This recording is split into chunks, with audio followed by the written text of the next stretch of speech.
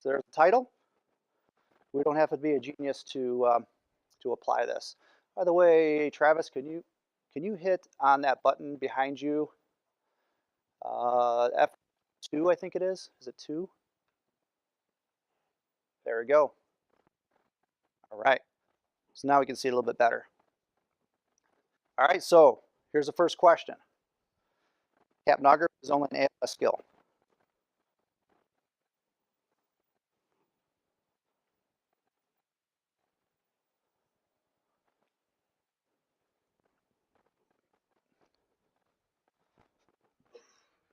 Now this is a bit of a tough question for you guys. The tough thing about it is we have a mix of nurses and EMS, correct? So nursing obviously is more of an ALS thing. But what about the basics in the room, or maybe even the advanced EMTs? Well, if I were in Ohio right now, I'd say that is absolutely false. It's not an ALS skill. Technically speaking, right now at the very moment, the scope of practice for Indiana does not allow for capnography in BLS type care. Only paramedics right now. That is what I feel is a problem. And investigating into it a little bit further, it sounds like it is migrating towards improving the scope of practice. I was lucky enough to get in contact with the medical director, who was a new medical director for the state, and it sounds like it's moving in that direction to where the scope will be upgraded to even BLS will be able to use capnography. So the EMTs in the room today, don't just go, well, that doesn't apply to me, because everything here applies to you, and it will apply to you at some point. Okay, and there's some very good information. I'm going to show you definitively why it's so important that BLS providers can also do this technique.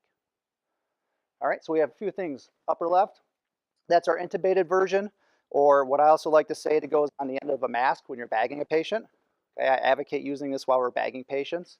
The reading is not quite as crisp when you're bagging somebody with a mask, but nevertheless tells you that breaths go in and breaths go out.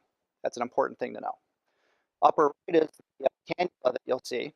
The cannula is a little bit different. People think that the oxygen actually comes out of those prongs like a standard cannula, and that is not the case. The prongs actually sense carbon dioxide out of the nose, and then the scoop measures carbon dioxide with mouth breathers. The oxygen actually comes out in between, and it's more of an ambient oxygen. So if you have a mouth breather, they breathe in the oxygen. You have a nose breather, they breathe in the oxygen. 6 liters will get you 5 liters of oxygen. Okay.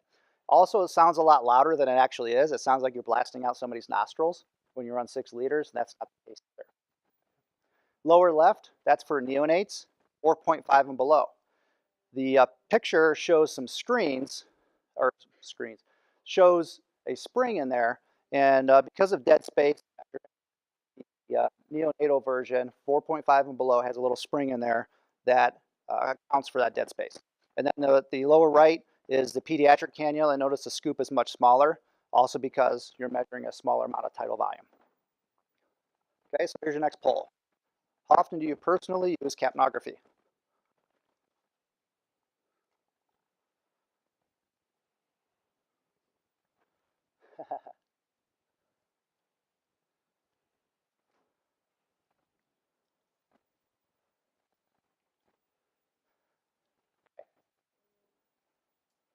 So clearly I have some work to do, because some of us may not know, or else we're joking, which is fine by me, that we don't know what capnography is. Capnography is the measurement of carbon dioxide.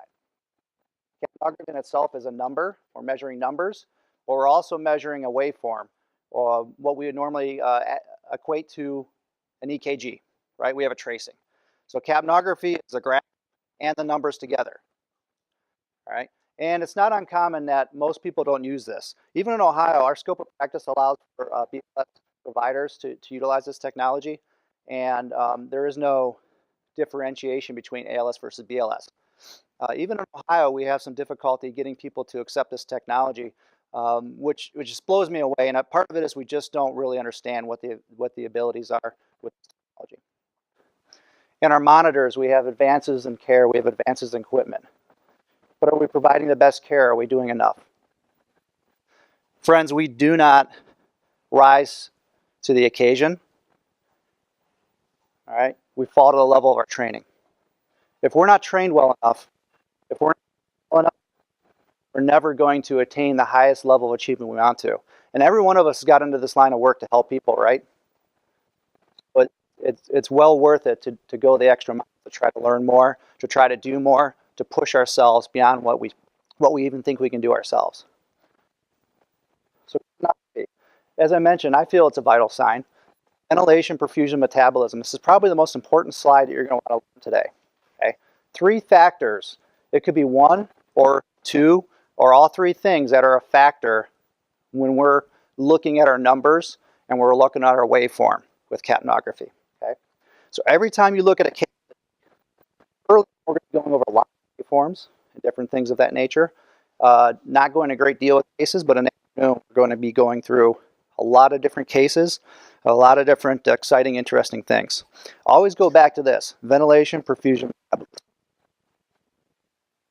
So why is it important?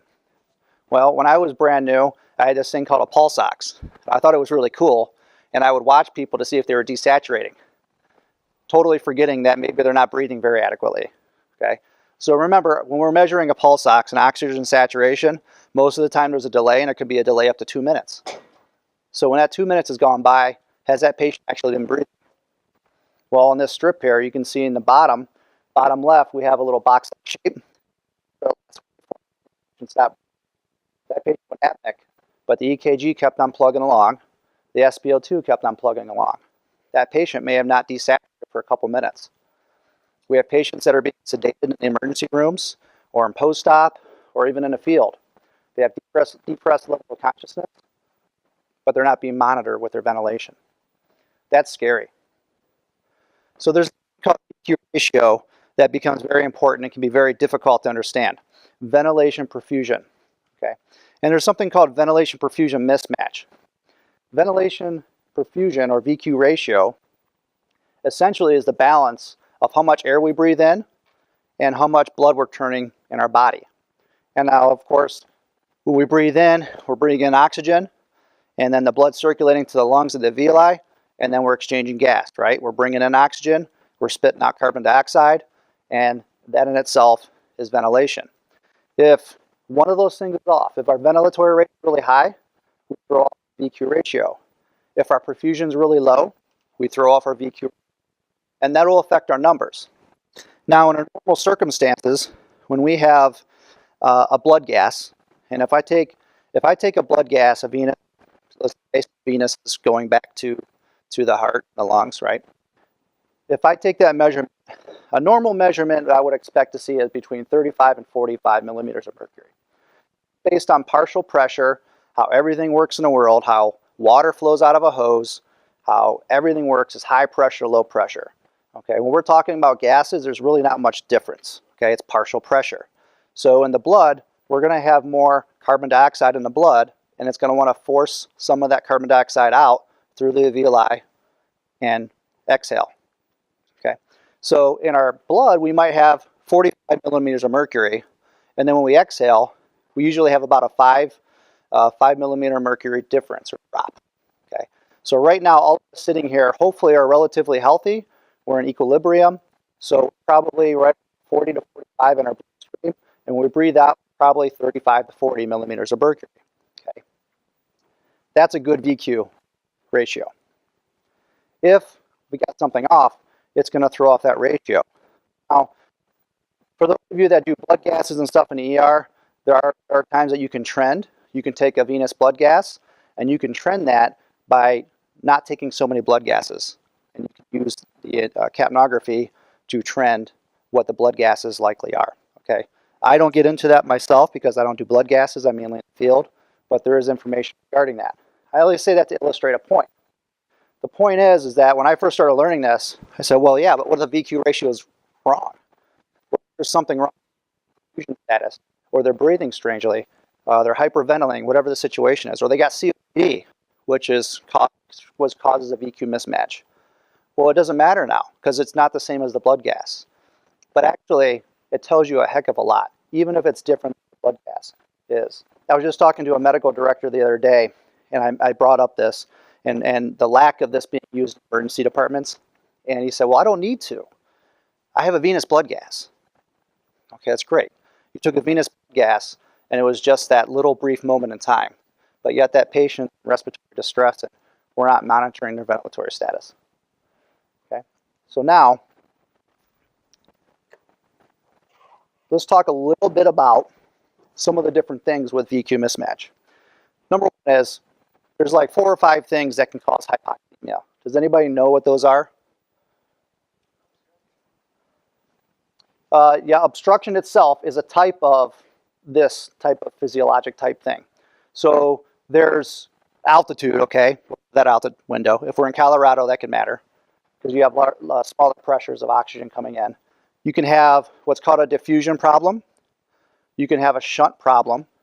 One of them is this, a VQ mismatch, which in her case, she said obstruction. Well, COPD can be a VQ mismatch, okay? And VQ mismatch, oh, hypoventilation, easy one. So hypoventilation, you got a drug addict and they've overdosed. Typical hypoventilation is actually a cause of hypoxemia, correct? So that one's pretty easy. If we are not breathing very well, we create this imbalance with our ventilations. We start breathing really slow. Obviously, we can have oxygen saturations drop, but what happens to our carbon dioxide levels if we're not breathing as effectively?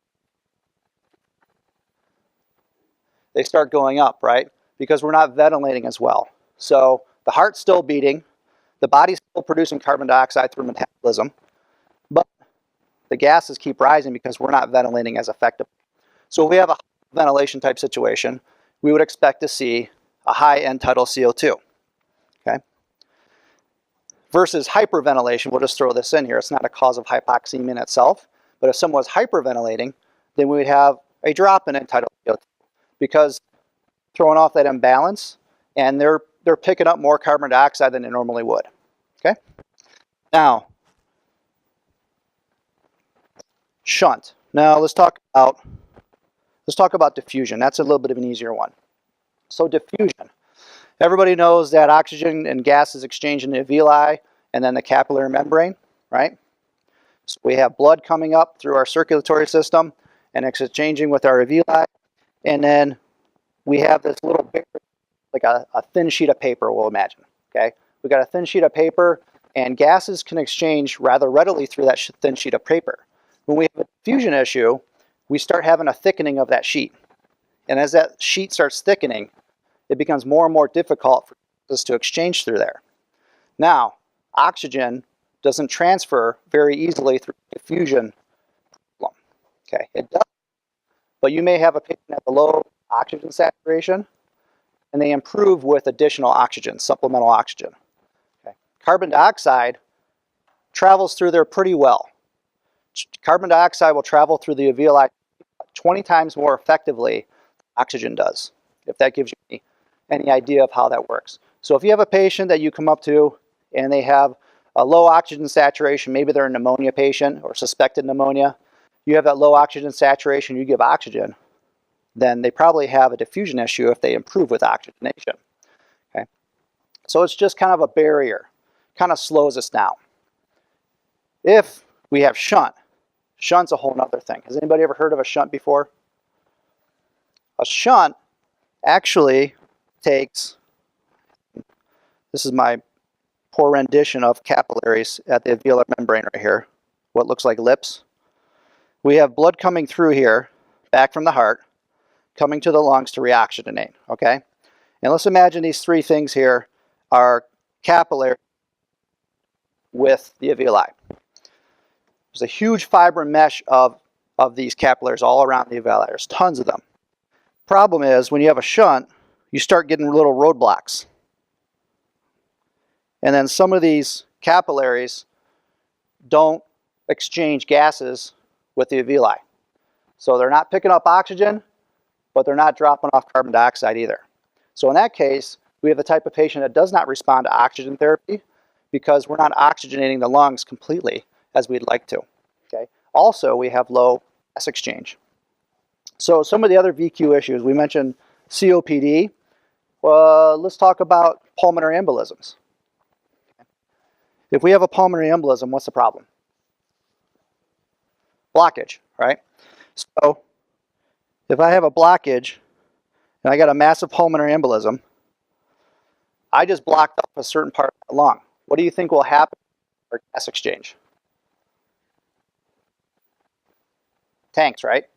So we may not right away, depending on how severe and acute the situation is, we may not have a low oxygen saturation, believe it or not, but our carbon dioxide levels may be very low because we're not exchanging, we're blocking off that area of the lung. Okay? So now let's talk about perfusion. And this will all make more sense later on as we cover cases, okay? We have blood in our lungs where we exchange our gases. Do we all agree that we have gravity affecting us? Right? We can agree on that. So we have more blood down low and we have more air up high. And our sweet spot when we exchange gases is actually right in the middle. Okay? So that's where we have an effective amount of blood, but we can also exchange gases by ventilating. Okay?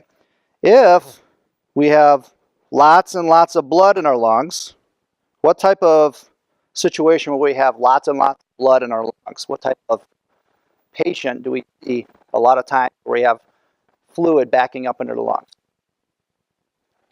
Pulmonary edema, congestive heart failure, right? So if we think about it, the left side of the heart, typically, left-sided heart failure, the heart can't pump forward. Heart can't pump forward, and so we have a backlog of blood. Backlog of blood comes to the lungs, and it fills up the lungs. The patient's struggling for their lives to breathe. Okay. Usually they have low oxygen saturations, but in the case with a CHF patient, because the dioxide occurs 20 times more effectively, that carbon dioxide will be relatively normal with a huge high respiratory rate. We'll cover that again a little bit later. However, let's talk about a different perfusion mismatch. What happens if we have a shocky patient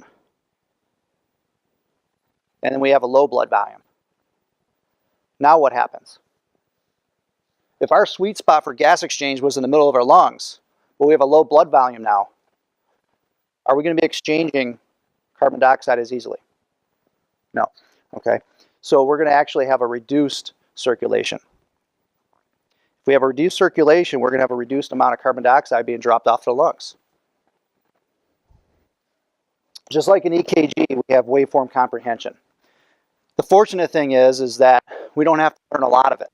There's not that much. We just have to understand and apply it back to the things we were talking about: ventilation, perfusion, metabolism.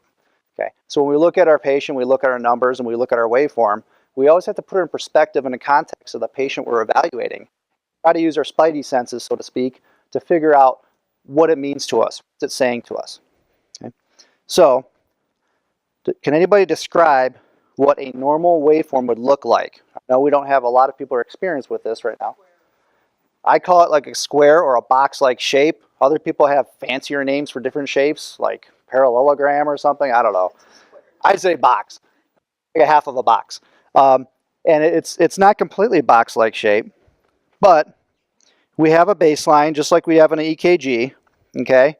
And then we have an upstroke, and then we have the box-like shape, and we actually have a little bit of a plateau on the end, and it goes back down.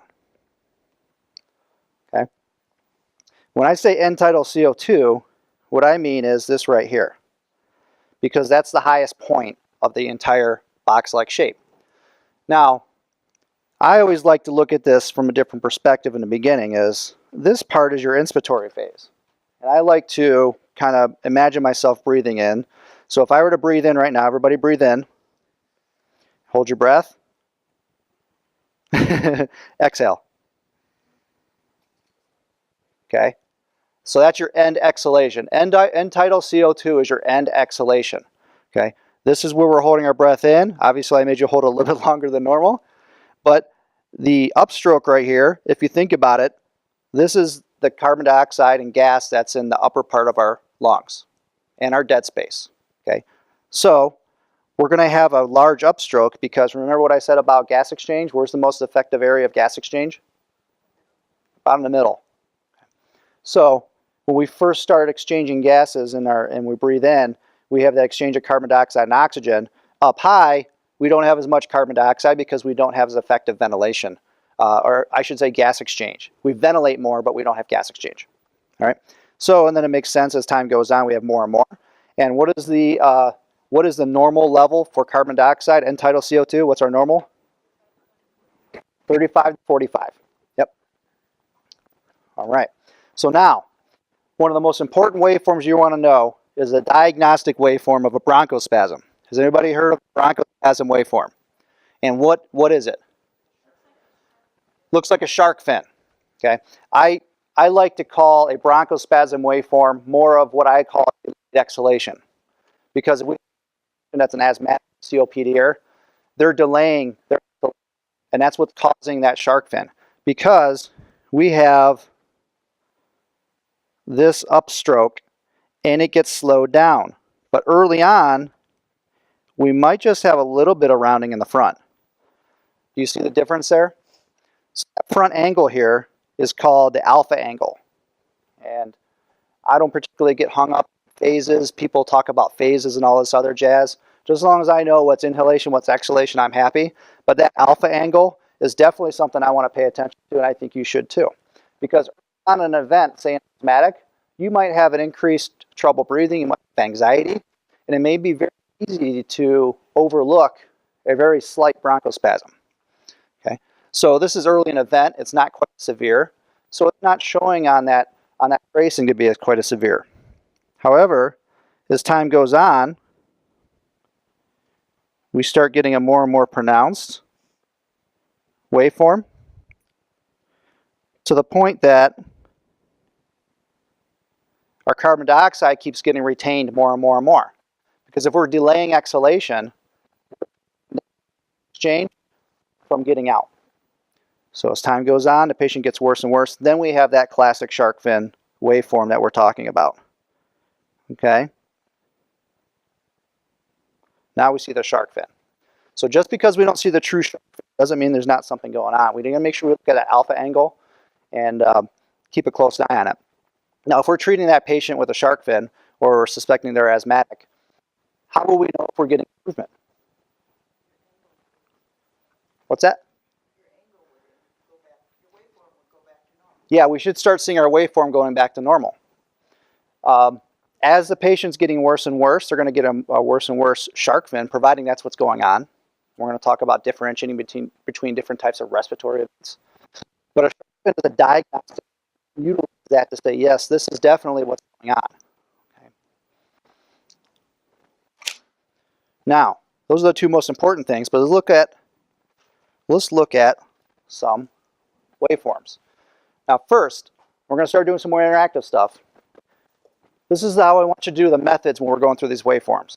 We evaluate the waveform, we evaluate the numbers, and then we say, okay, is the number high or low, or is it normal? Is there some type of VQ mismatch or something that's abnormal? Something that we're suspecting is going on physiologically. Talk about that too much with waveforms right now. Don't worry about that too much. But over the course of time, that's where we're going to want to attain. And we're also going to think about the shunts and the diffusion problems and the hypoventilation, so on and so forth. And evaluate the trends as time goes on, because we want to know if we're being effective in our treatment. Okay. So right now, let's talk about waveform and numbers. All right, so now I pop the screen up. You should see this pop on your phone. And then once I go to the next screen, you should be able to still see this on your phone. Here we go. Now let's talk straight here. When I say normal or abnormal waveform, I say, is it box shape? Don't look at the number, it's normal. Is it a normal waveform? And then what do you see about the numbers? Go ahead and type that into your phone. Yep. Is it not on your phone? Oh, okay. So what part do you need? Oh, the address? Poll Everywhere is the app. Do you need the actual login for a browser? Sure. Everybody should have seen that a little bit so far. So pollev.com/Jonathan IV 370. All right, so we got some stuff rolling in. Abnormal waveform, low number. Yes, very good. Normal waveform, normal CO2. Okay. Low numbers, Abnormal low numbers, abnormal, normal. So we have a huge variation, don't we? Right? And I equate this to somewhat lung sounds. We're all subjective with our lung sounds, whether we want to admit it or not. We can be a little bit more definitive with this. It's just a matter of us understanding what we're looking for. I like how people answer yes and no. This sort of becomes really fun. And I don't mind you guys goofing off or anything. It makes it more fun. You know, poop emojis or something, you know, no big deal. Yeah, they do. They do. We've had fun at work with this. Okay, it's a good one. Yes, box-like, abnormal, low CO2, high. All right. Just don't like this class sucks or something. Don't do that. There's the poop emoji. Very nice. Okay, so let's look at this a little bit closer now. So if we're looking at the top strip, this is purposely confusing, but this is a patient who is hyperventilating. Now, well, we're looking for a bronchospasm because that's typically what people are looking for, right? We're looking for, is there a bronchospasm? It's not perfect. Breathe. Do we breathe? This girl's freaking out. She's at a doctor's office. She's a teenager. She's with her mother, and she's hyperventilating. Okay. We check her out, and it's clearly anxiety. We rule out other things, but she's breathing really fast. You can see that the waveforms are very choppy and irregular. You can picture her pattern, and we can also see that the waveforms are not pretty. But do we see a very consistent pattern with what we would think would be a shark fin? Do we see very consistent? No, it's not. So number one rule is, just like when you're looking at an EKG or something, if it ain't there, it ain't there, okay? So if you don't see a P wave in an EKG, P wave ain't there, right?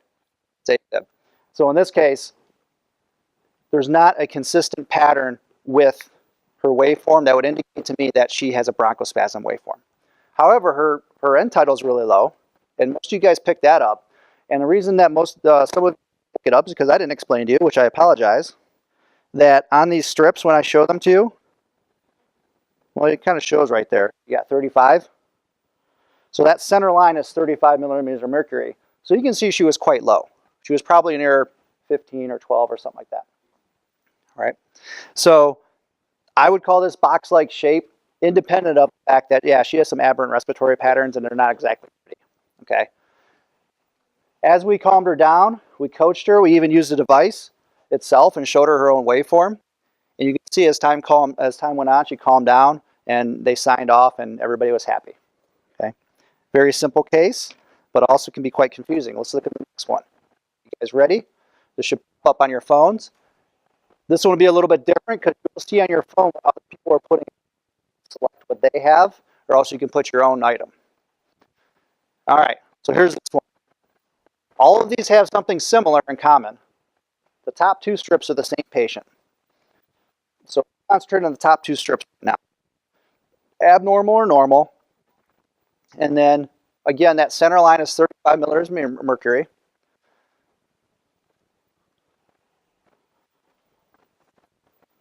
All right, everybody have time to look at that?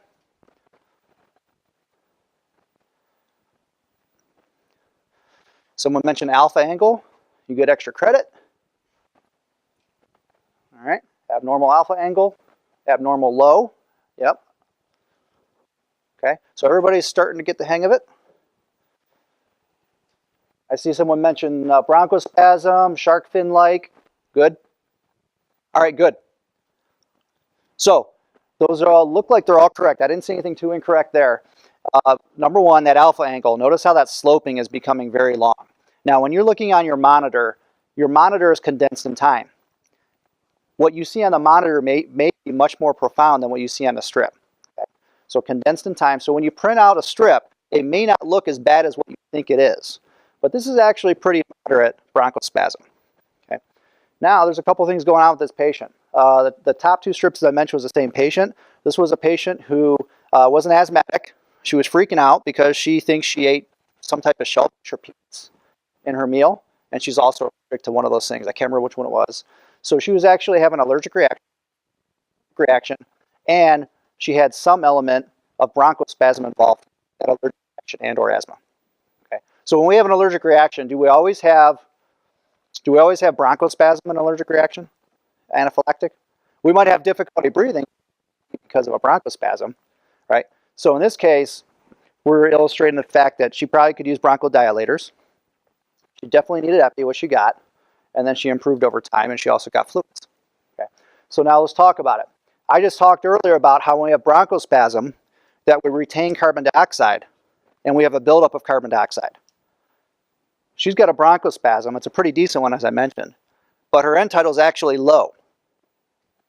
So what's going on? I heard hypo, but what'd you say? She's hyperventilating, so that could be part of it. Good. Ventilation, perfusion, metabolism.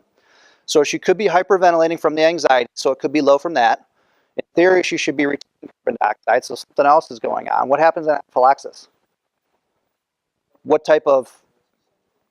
Yeah, so like you have a shock, right? You start third spacing fluid. And then remember when I drew up on the lungs and I noticed, I mentioned about perfusion and when you have decreasing blood volume return to the lungs. So she actually had decreasing circulation, and then she had a reduction of carbon dioxide returning to the lungs. So therefore, she had ventilation issue. She actually had a couple, right? Ventilation. She had some element of bronchospasm, and then also had anaphylactic reaction, which then dropped her end tidal also. Okay. So think about it in the scope of how our patient needs to be treated. In this case, we would expect the waveform to improve. We would expect her end tidal to come up with fluid treatments and or epi. Okay, does that make sense? Yes, ma'am.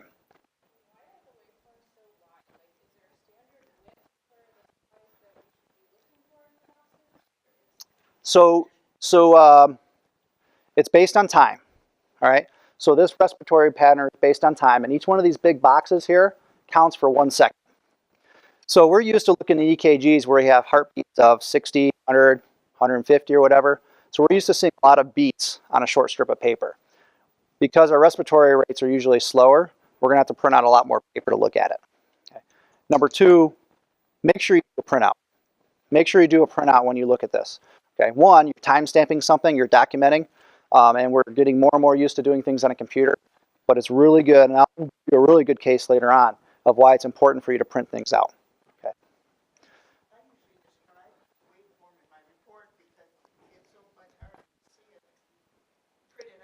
Yes.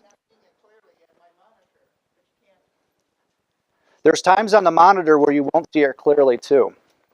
And I'm going to give you an awesome case later on of something we went through that will hammer home the point. Make sure you print out your waveform. Okay. All right, ready for the next one? All right, that should be popping up. I'm going to switch to the next screen. All right, this is a giveaway now.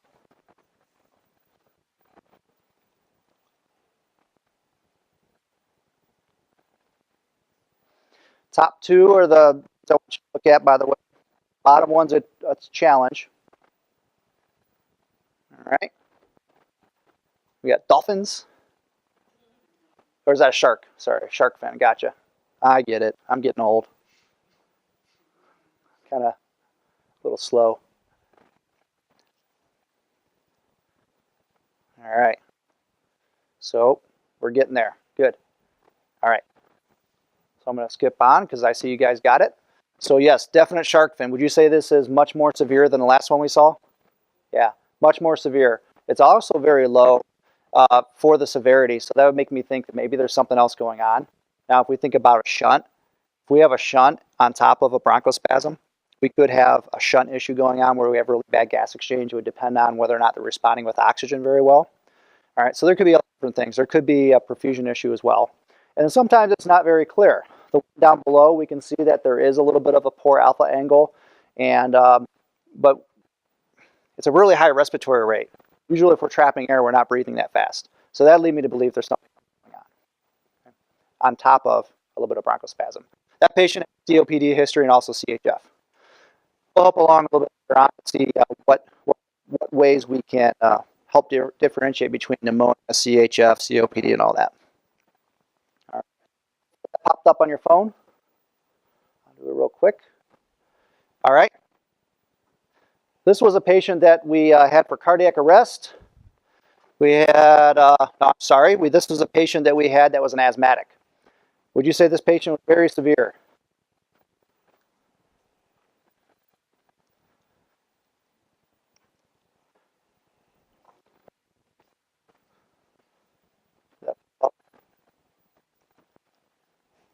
Anybody responding?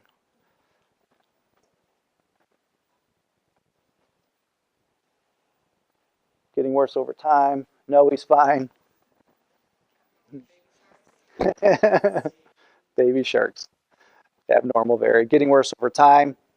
Ooh, getting worse over time. Good eye. What's that? Baby shark. Yeah, my kids sing that.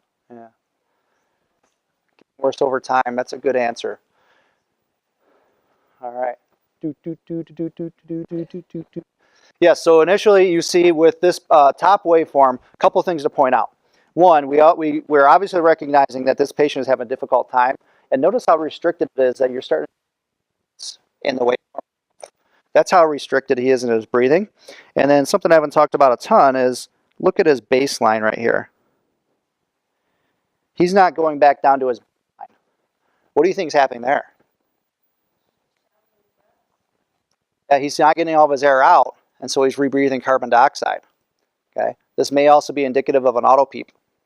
So he may be auto-peeping, which is preventing him from getting that true gas exchange. Okay, so he's breathing carbon dioxide, causing his baseline to go up on top of the bronchospasm. And this is many years ago. It's before we had CPAP for asthmatics and all that. All we had was CPAP, really high flow, 10 centimeters of water type device. And he rips off his nebulizer mask and he says, "I can't breathe." And we're like, oh crap. Because now we're in no crap moment. Do we have to tube this guy or what are we going to do?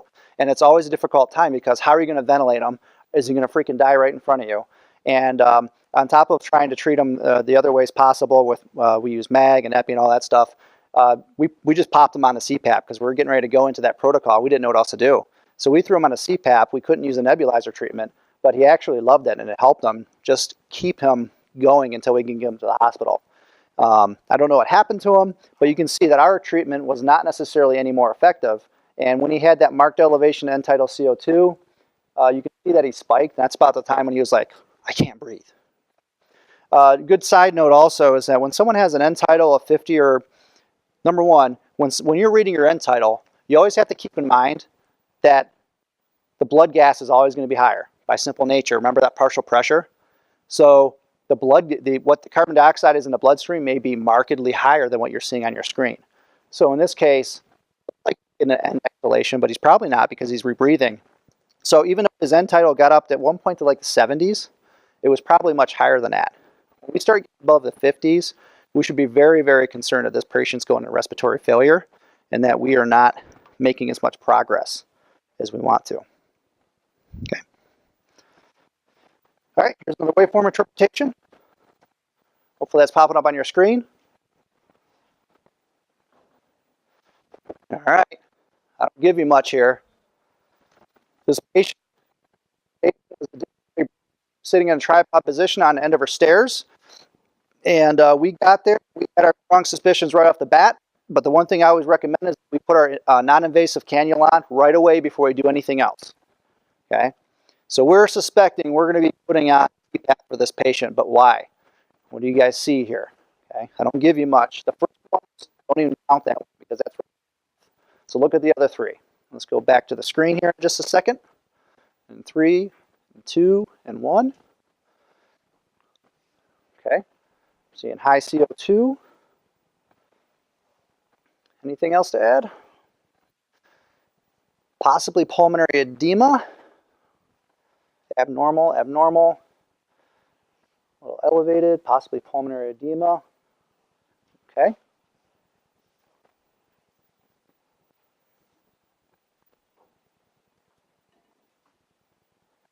Okay. So, yes, it's a little bit high, right? The hell is high? Oh, shit. Low battery. All right. All right, luckily we're going to lunch. I got to find a plug. So, luckily, This patient, you can see that that middle line is 35, so she was slightly high. And remember, that's each one of the big boxes is a second, so I can't illustrate this enough, but she's breathing really fast.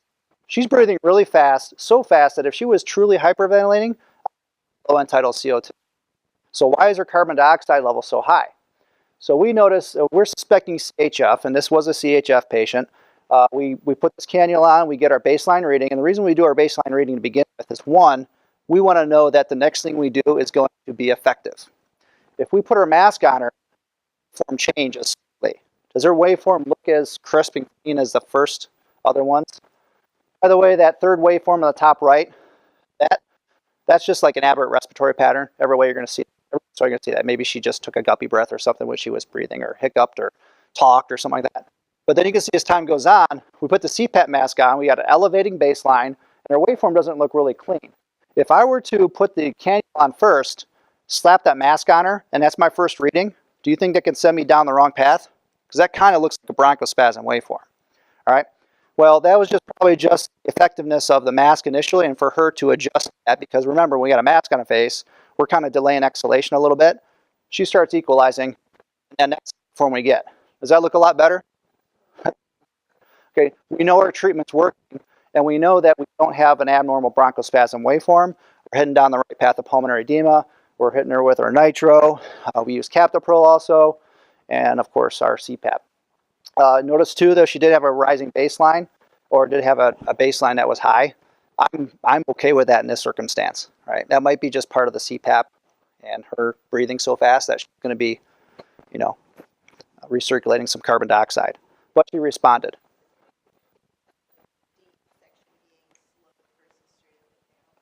For which part? Oh, as its inhalation. So if you ever see that delaying like that, in this case, let's think about the CHF patient.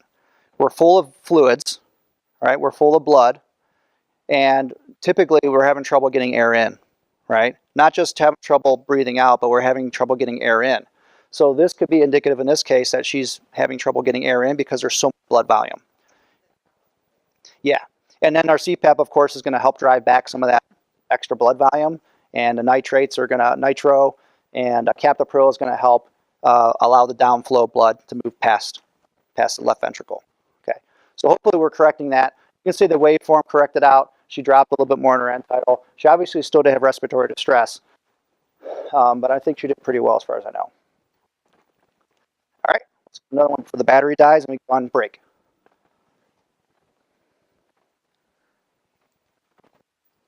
Ooh. All right, so tell me what's going on here. This is a really good one.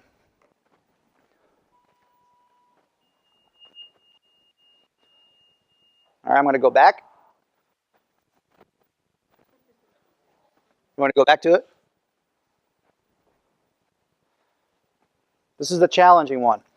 This paramedic, one of our special paramedics, to learning this information. And you can see over the course of time, this patient did not improve. He chose the wrong course of.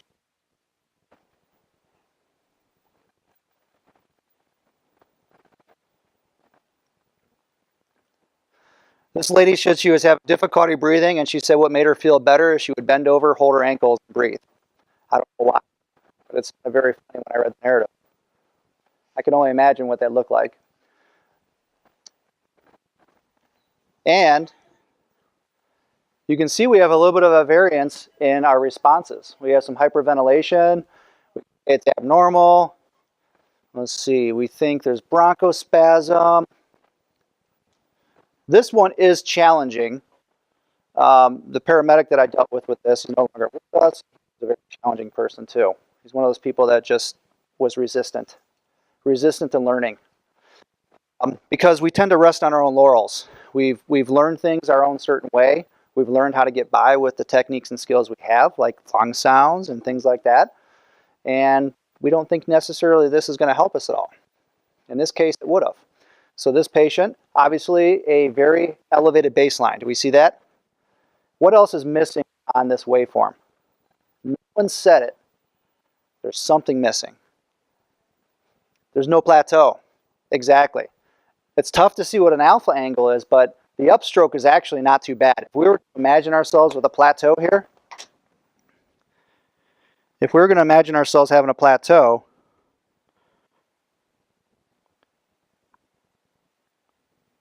okay, so that's a little bit bad of a drawing, but you can see the stroke actually is not that bad. So we can't really evaluate the alpha angle, but why wouldn't they have a plateau? Thinking about how we breathe. We're breathing really rapid, and we're missing our end exhalation. So the baseline is really high because she's doing this. Shouldn't be doing that, but you know what I mean. She's, yeah, someone got it. I do that all the time, and everybody starts chuckling. Like, sorry, right here. Yeah. Yeah, she might have been creating more tidal volume and exchanging air better. Yeah. So this paramedic put her on. He only turned us on because he made it mandatory. So he only put it on. He didn't actually look at it. And then he had it on nebulizers, and she didn't respond at all. She didn't respond at all because that's not really the problem. The problem was that for some reason she was not getting her end exhalation out. In my opinion, I'm thinking more of like collapsed alveoli, atelectasis, something like that, that's causing gas exchange not to do too well down the bottom. And then that's why she has an elevated baseline, because she's all the air that should be getting out to a plateau is right here. And then it goes back down in. And she just keeps on recirculating carbon dioxide. Okay, so if we were to put her on, we would get a very nice clear waveform, and it's sweet. It's so sweet. It just, and you just automatically know that what you did works. Okay, even if you just put them on 5. You guys have CPAP for paramedics here, right? But not for EMTs or advanced yet. In the works potentially. Yeah. This is a great tool for people who are going to be learning. So you guys are actually, especially the EMS guys, you're on the ground floor with what potentially is going to be coming in the future. All right. So we're going to try to talk about some ventilation things specific, but ultimately talk about a bunch of different things. I was talking to a few of the educators here, and they work on the floors and all that, med surge kind of stuff. And it was pretty cool because a lot of places aren't necessarily monitoring ventilations after surgery. See a patient that's very sedated, they're on opioids and whatever else they just came off of from their surgery, it's imperative that we monitor their ventilations. It can take a long time for that pulse ox to drop. And there's 6 of the country that do this. 2 or 3 years ago, they put us all out to Boulder to meet each other. And we were sitting down telling some of our stories. And this one guy from Boulder area, he was one of the newer guys. He told us a story about their fire stations kind of like in the strip mall. Right next to them in the strip mall is a dentist, orthodontist. Orthodontist is doing a procedure, and something bad happens, and they come running over, or they got a 911 call, I can't remember, and they get a really bad situation with a 19-year-old girl, nice young girl. She's in cardiac arrest, and the dentist's office, they don't know what to do. They're freaking the hell out. Any of us who've ever emergency situations know that ACLS for a gynecologist or a dentist is completely different training than somebody that's in an emergency field. And you can put yourself in that perspective that this was a very bad situation they walked into. And so they were doing a procedure on her where he sedated, I don't know what he sedated with, but she decreased level of consciousness. And he had a pulse ox on, left the end tidal, he had capabilities, and he left it off of her. She put her on supplemental oxygen.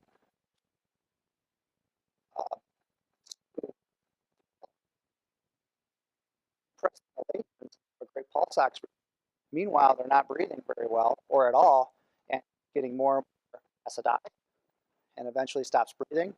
And this 19-year-old girl died of cardiac arrest. 19-year-old, all because somebody was inept or late to do their job with a piece of equipment that's readily available right next to them. So to me, there's no excuse. And it's sad that the story that Don Yost said earlier about the family, I'm drawing up the name again. Do it for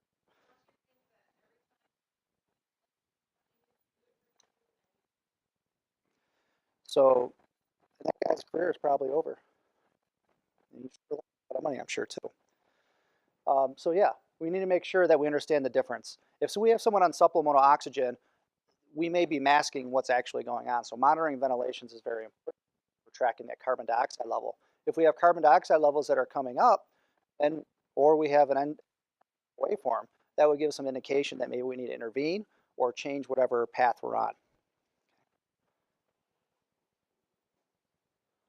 All right, so I won't cover too much about this, but that's been illustrated and shown countless times as well, that people, even when they want to, say that dentist is monitoring your ventilations, he's right at her mouth, and he's standing right there, and maybe someone's watching. It gets so many times, they've proven this time and time again, that just looking at chest rise and fall, just looking at oxygen saturations alone is not good enough. Okay? We want to measure it, and we want to prove it. Okay? There's even more. So typically when I say hypoventilation, we're just talking about slow breathing with that OD patient. We have very slow breathing, and we have a high, in this case, you post-op people might actually see this kind of waveform. Any idea what's going on here? This is roughly a 10-second strip. Normal wave, absolutely not. So what's missing? Just about everything, right? Yeah, just about everything. So it looks like a little motocross hill or something. That's what it looks like. So we don't really have much of a waveform at all. So the first thing I would think about, this was a nursing home patient we got called to for a decreased level of consciousness. Go to the nursing home. What do the nurses always say at the nursing home? Sorry if I offend any nurses. It's not my patient. First time, first, this you can go anywhere in the country. Uh, it's funny. It's a running joke in EMS. Uh, I can go anywhere in the country and say that. Everybody gets the same response. Not my patient. It's my first day here. Whatever it is. So we go in the room. She's laying there. She doesn't look bad. And I think saturation is pretty decent. Well, the patient was actually hypoventilating. What I would do is I put that on. I'm like, okay, we should obstructed airway. Open her airway. No, it's just like that too. So she had hypoxic hypoventilation. Okay, so she was hypoventilating. She actually had a relative respiratory rate. But what two things do we need in order to exchange gas respiratory? What are the two things? Respiratory rate and think about breathing. Volume, tidal volume, rate and tidal volume, right? So she didn't have tidal volume. If she didn't have tidal volume, then she's not going to give you a tracing. So always investigate. Whenever you see a normal waveform doesn't look normal, always investigate it to see what it is. In this case, tiny bit of Narcan, and she woke right up. So post-op people, oh,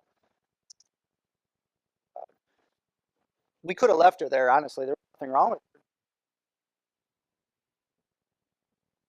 Happen. Yeah, yeah, right. Build up. Exactly. Uh, it, Technically, these are all things that I've stumbled upon over the course of the time. Right? These are all things that I learned along the way. These aren't things like went, ah. It's more like, hey, we figured out the problem. Oh yeah, look at here. This could have, this could have, and yeah. And mind you, um, those of you that especially that work in EMS, how many times do you guys tube a patient a year or use entitled tube for invasive?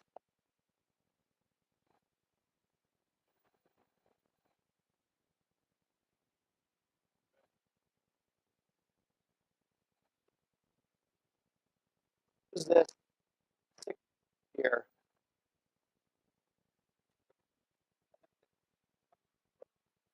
Used it more on patients non-invasively. So every one of these patients, that's one because we were capturing cases. I wanted, which we inevitably did, but they're all learning experiences. Every patient that you on is a learning experience for the next patient. I can't tell you, every case here is because we actually used it and did it, and we kept that information. So create your own story. Maybe you start teaching to some people in your area. So start collecting your cases. start using it and developing your cases and illustrating them and teaching one another and learn from it yourself. So when ensuring adequate ventilation, another thing we don't want to do is we don't want to create secondary brain injury. Hypoxia and hypotension are two things with secondary brain injury prevent that.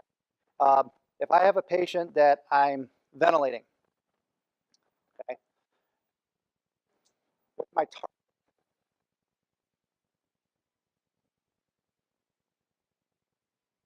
35 to 40, typically. Um, most of the time, what people do, they get excited. I've seen this every experienced providers everywhere. In the ER, I see respiratory therapists doing it. Uh, yeah, quality does do it. We start getting crazy. We start agging them quick. What happens to that carbon dioxide level if we start ventilating? Starts dropping, right? So we're blowing off more carbon dioxide. What happens to our circulatory system, particularly the blood flow to the brain? When we start blowing off carbon dioxide, what happens? You would think, because technically you'd think you'd be supplying more oxygen to the brain. You're close. I can see. Yeah, I mean, that's what drives the breathing is the CO2 level in the blood, right? You are right. If we have too much CO2 in the blood, that's going to stimulate the body to try to correct itself. So for the CHF patient that we were talking about early, she had a relatively normal end-tidal CO2, but she had a sky-high respiratory rate. She's trying to keep that corrected. Same thing with COPD patients. They tend to retain CO2, but a high number should tell us that there's something wrong, because that patient is going to keep a balanced CO2 just based on increased respiratory drive, which is called wasted ventilation, right? So now going back to that idea, if we have too much carbon dioxide, we'll go there first. If we have carbon dioxide and we're not ventilating well enough, we're actually increasing blood flow to the brain, and we technically can be delivering more oxygen. Too much carbon dioxide can cause a problem. One, especially if a patient that's, if we have an increase in carbon dioxide, we're increasing pressure. We're kind of vasodilating and sending more flow. On the counter side, I don't know what you guys are being taught in Indiana, EMS folks. We're still titrate our carbon dioxide with, you're talking herniated patients with head injuries. So very, very traumatic isolated head injuries. There's nothing else to do, so we try to titrate the carbon dioxide levels to around 35 to limit the blood flow to the brain to try to reduce ICP. By that point, it's probably too late. But years ago, most of us that have been around for a while were taught to automatically start hyperventilating that patient. And what we were doing was killing our patient. Okay? Because then we're decreasing blood flow to the brain too much. Oxygen, and then we create a secondary brain injury. All right, so here's a patient. And patient, you know what a high chaparral is? I don't even know if they call that everywhere else, but you know those overpasses, and you got big, huge hill, all that stuff on expressways.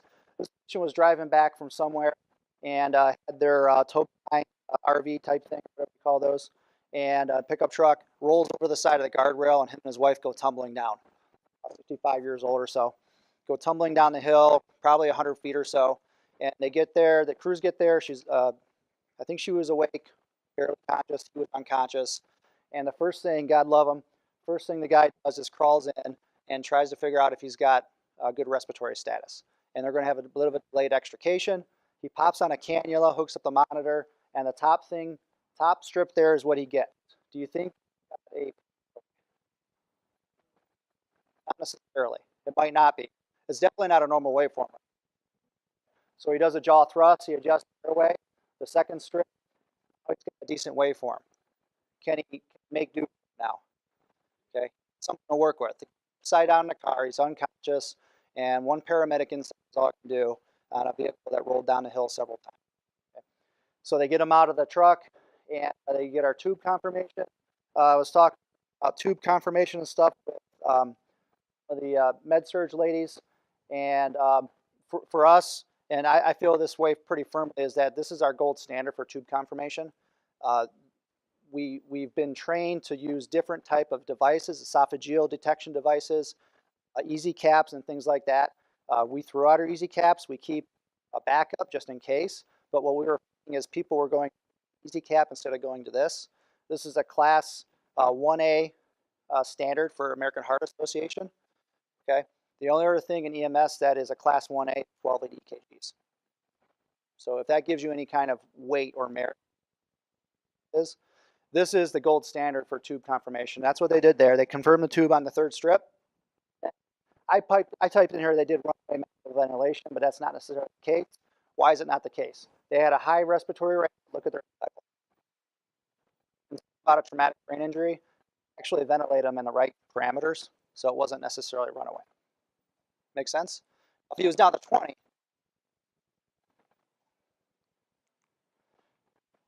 all right, this was the case where it was runaway. This was a post-cardiac arrest patient, and we had a string of return of spontaneous circulation over the year. We almost at 60% at one point. It's amazing thing that I've ever seen in my life. We just had the right type of patient, the right type of situation, and probably by the grace of God, didn't have a lot to do with us. I'm sure we're doing some things right, but it was just the types of patients. So what do you see about the waveform? This is a guy bagging.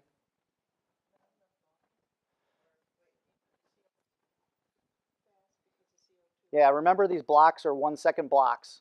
So this is at least a 10-second strip. So you count 1, 2, 3, 4, 5, 6 times 10 seconds. He was actually ventilating quick. This is one of our less experienced providers. He's one of our volunteer EMTs, and he showed up on the scene and was helping ventilate.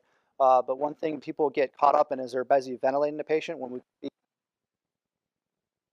for the tube to control our ventilation and make sure that we're staying within the parameters we want to stay in. Sir.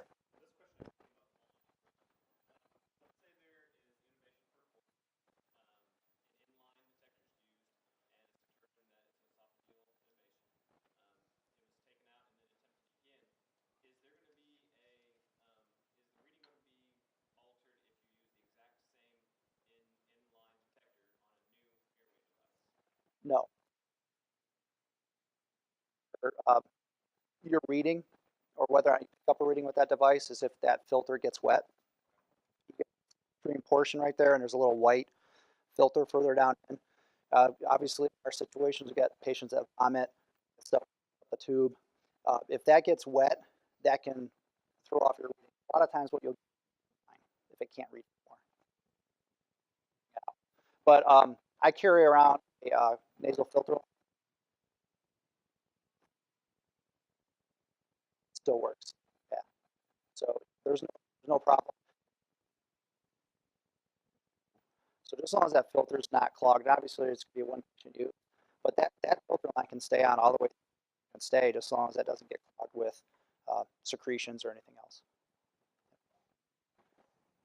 All right, yeah, so slightly irregular ventilations too. You can see there's some irregularities, and then there's that little tiny waveform there that could have looked for too. You can see the end tidal drop because it was ventilating a little too quick. So we create a secondary head injury by ventilating too quick. We can. We can harm this patient that we just saved their life. All right, so I just mentioned adequate sedation. Here's this first one here is called a QR cleft. And some of you that got those Medtronic forms right here, that's probably the patient taking a spontaneous breath while we're bagging them. So those are good things to look for when you're sedating your patients. If you're ventilating them and maybe they're coming off of sedation and you're still ventilating them, that might be a key that you need to get more sedation or change the ventilation mode depending on what floor you work on or if you're in the field or whatever. In the field, obviously, we're working then people that are post-op that are bringing people off of sedation. So a tube confirmation, I mentioned already, you can see this is a very simple illustration. We have an end tidal hooked up, ready to go. I actually advocate using the end tidal with the bag valve mask also. So when we work into a cardiac arrest, we obviously don't magically drop a tube down the throat, but we oftentimes start ventilating the tube. So I don't know if my questions are going in. Chest rise, chest fall, doesn't really doesn't necessarily tell us everything all the time. There's a huge association with false places we're checking for. There's a huge with condensation. All kinds of issues involved with our assessment, whereas we can be definitive with this. Okay, Class 1A standard. So as soon as our tube goes in, the end title's popped on. We're checking for lung for equality. For information, that's it. What do we need in order to have a carbon dioxide reading? 3 things.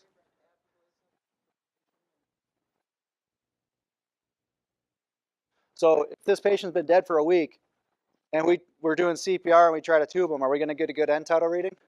No, probably not. Maybe we'll get a little bit that's still residual, but they have no metabolism, right? If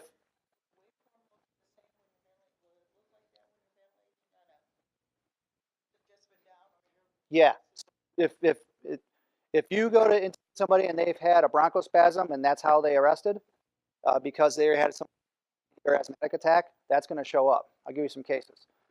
This is a normal waveform, so would I anticipate that this patient had a cardiac arrest due to suffocation from bronchospasm? Because that's what they're doing, is suffocating. No. Now I can move on and figure out what else is going on. I got a normal waveform, and I'm pretty sure it's a cardiac arrest. We actually have a really good waveform and a good normal level with a cardiac arrest. A lot of times it's inherently inefficient, so we might only have about 20 a cardiac arrest.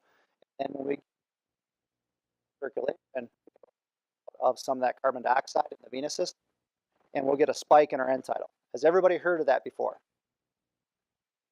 One thing you probably know is look for a spike in our end tidal CPR, and then we'll finish out our cycle for that next minutes, whatever it is, and check for pulses. So we always check our cycle.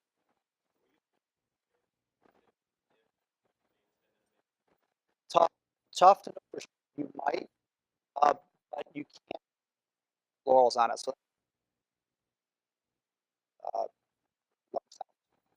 so sounds check for equality. I would even, I'm not anybody else, but it's always best to check your lung sound before you drop a tube. And we're in tough situations. We're limited with personnel, so it's not always easy. But where I like using the bag beforehand is that if I bag them and I got on, I know I got a good open airway because I can readjust the airway by doing a jaw thrust. I hold a tight mask seal, and then I start getting a waveform. I know my breaths are going in, and I know what I'm setting myself up for. Right? I put this on as soon as possible. I can differentiate with the next thing. Keep that in mind when you see a case coming up.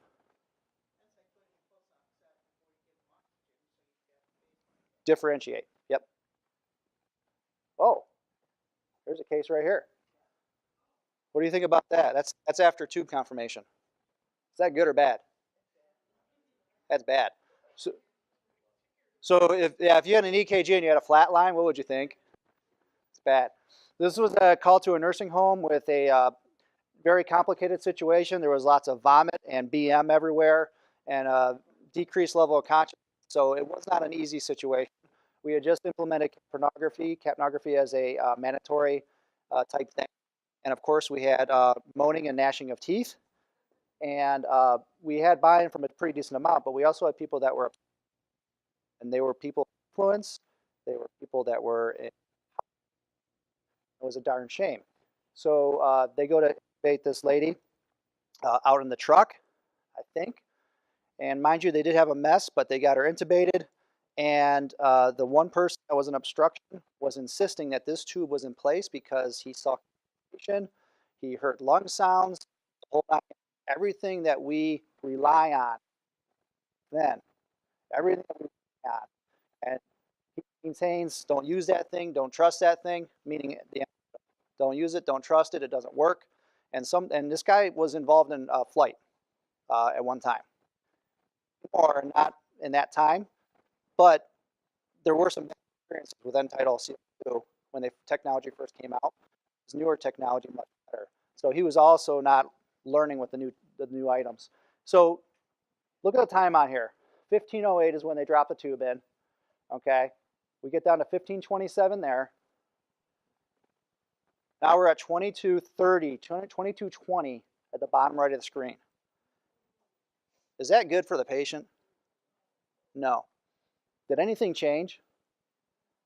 So they wait for the kid to get out of the truck because he wasn't on the transport unit. Get out of the truck, and they were insisting. They're like, this is not okay, and they're following his orders. And then they get out and they pull the tube and they put the mask on and they have the end title on the mask, and this is what they get. Was the tube in? Oh, we already knew that. That guy didn't, obviously, and he looked very foolish. And the guys that were taking care of the patient knew what was going on, and he was the one that was causing a problem. So I'm glad to see that there's people in leadership in the hospital here, I think, right? There's people in leadership and you guys that are initiating this type of training, because number one, this can only make us look good. Two, it's better care. And three, it's going to hopefully save somebody's life. So luckily, this lady stayed alive for a little while. We didn't kill her. Why didn't we kill her?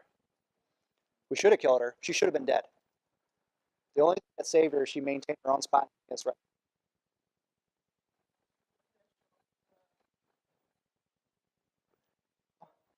It would if we had the tube, but yeah.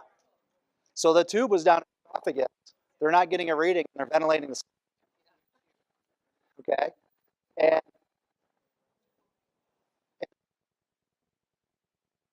explain why she had tube condensation.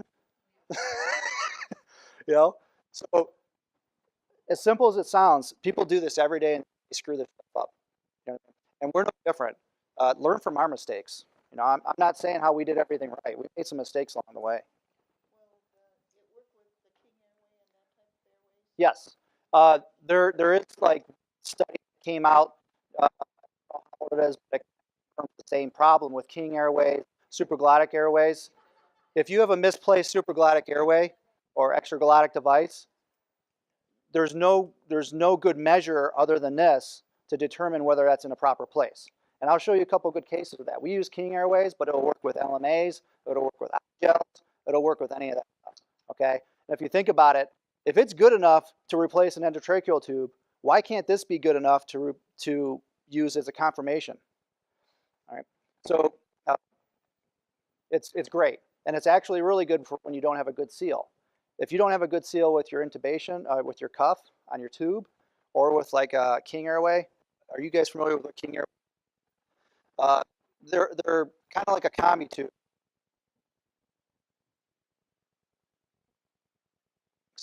and it replaces an endotracheal tube, and you ventilate the trach, the esophagus. Have it in the right place. Tubes are bad juju for us. Like esophageal obturator combi tubes and all that. But King Airways are really nice, and then iGels are kind of like a hybrid of an LMA. It doesn't require air, and it seals up really nice. Yeah, so if you have a bad seal, it will actually show a distorted waveform because you have air leaking around the tube. So you should see a nice clean waveform when you're ventilating a patient. You have a tube or you have They bagged this lady the rest of the way in. They cut their losses, licked their wounds, and went to the hospital. And it was a very big situation for us. You never know. Call it to the stand.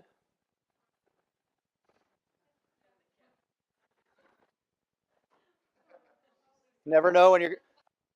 Man, I got subpoenaed to court. I got to go Monday. First time. I'm definitely going to this one too. I've always avoided it. You know, usually settle stuff out of court, whatever. But this is. I'm not looking forward to it, but yeah. So that's the closed captioning. Yeah, yeah. It was Michael Jackson. Yeah. So that. And strangely enough, if you Google cat pornography, there is stuff out there. I'm just saying, it's pretty strange. So. Oh, not that I've Googled it, but I wonder what this is. So, so I mentioned about bagging the patient. notice here, this was one of my patients, and this was a cardiac arrest. When we first got the end tidal hooked up, I used a vent for this also. So I got a nice mass seal. Did I have a good mass? Maybe had a good mass waveform. Line? No. Adjust the airway, open up the airway. Is it a pretty waveform? It's not pretty, but we're also doing CPR. I can guarantee that I'm getting breaths in. Maybe the airway is not open completely because remember I said about a bronchospasm waveform is delayed exhalation. So that kind of looks like that second line there, the second strip. It looks like a bronchospasm waveform, but that could very well be just anatomical. Why when we're using a bag, we don't necessarily want to be diagnostic yet. But you notice as time went on, we inserted the tube. And then do you guys use impedance threshold devices here? Pods, stuff like that. Still kind of up in the air with a lot of people. Do you guys know what rescue pods are? It's a little device. It's a one-way valve that goes on the end of the tube, and it's supposed to return blood flow back to the heart to improve CPR and perfusion to the brain. So it's kind of controversial. Some people say it doesn't have good outcomes, whatever else. Use it, believe in it. We were one of the first areas to ever use it in the country. Yep, go ahead. Sorry, I was talking. So if you have a patient that is in cardiac arrest, we pop this on the end of the tube, and what it does is it restricts the flow coming out, and a one-way valve siphons basically blood from circulation and improves blood flow to the brain. Yep. Sorry. Sometimes I talk a little quick. So anyways, what's really nice about it is if we're doing CPR here initially and we're getting a bunch of bumps and everything, we'll see that with an intubation without a rescue pod. But when we use a rescue pod, it actually cleans up our waveform really nice, and we can use it a little bit more effectively. Yeah. I'm glad you brought that up. So the difference the number goes. You can see tube. I put BVM rescue pod, so I don't know if I had the tube in here or not. But if I see a drop like that, that may make me want not. So this time we were doing manual CPR. Did we switch CPR with somebody, and was our number looking really good, and did it drop? Because when we're doing compressions, we can use our end tidal just that. You don't have to think about all those other things, ventilation for metabolism. But if I'm ventilating appropriately, okay, toss that one out as a factor. And if I'm doing good compressions, toss that it's not me causing that poor weight. Or maybe there's something going on. Maybe there's something metabolic. But if my waveform were to change automatically and drop, we switch providers, that would tell me we're probably not being effective with our CPR. Okay. We want to aim for at least a 20 on our tidal when we're doing compressions. All right, here's a King airway. So again, a King airway is a supraglottic device or an extraglottic device, however you want to say it. There's a whole lot going on here. So first of all, cardiac arrest we're working at. She was a big lady. She was found face down, unwitnessed, and the crew drops in a King airway instead of intubating because of a concern of difficulty intubating. So they drop it in, and then look at the end tidal. Is it box-like in shape? Yep. It's a huge one, isn't it? So normally when we ventilate patients, we're ventilating slow. We're giving a decent medium tidal volume, maybe low in some instances, because we don't want right? And we also ventilate really slow states. So we're a very long waveform, but look at the number. How high is that number?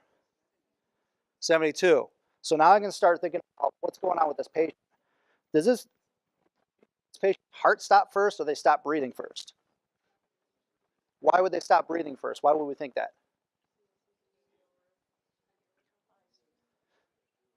It has a really high carbon dioxide level. So if the heart just stops, are we circulating oxygen? If we're not circulating oxygen, we can't metabolize carbon dioxide really, right? Because that's carbon dioxide is a byproduct of using oxygen. Simple terms, right? So if someone stops breathing first, their heart's still beating, there's still an oxygen reservoir in the system. We're still circulating oxygen because the heart's pumping. We stop breathing. carbon dioxide keeps building up and building up and building up high levels. So this lady likely stopped breathing first. It's just a matter of figuring out what it was. And two, how long was she down? How long was she without oxygen? That's going to be a huge factor of these types of patients. We get a lot of ROSC on these patients, but a lot of times they don't survive because their brains are kind of toast from lack of oxygen. But in this case, how am I going to treat this patient? What's my best avenue? Should I be pushing all kinds of drugs? Ventilation. So we actually want to increase our ventilatory, which in a second, we talked about don't hyperventilate patients. Lecture now at our patients for risk of creating head injuries. But in this case, we can differentiate, okay,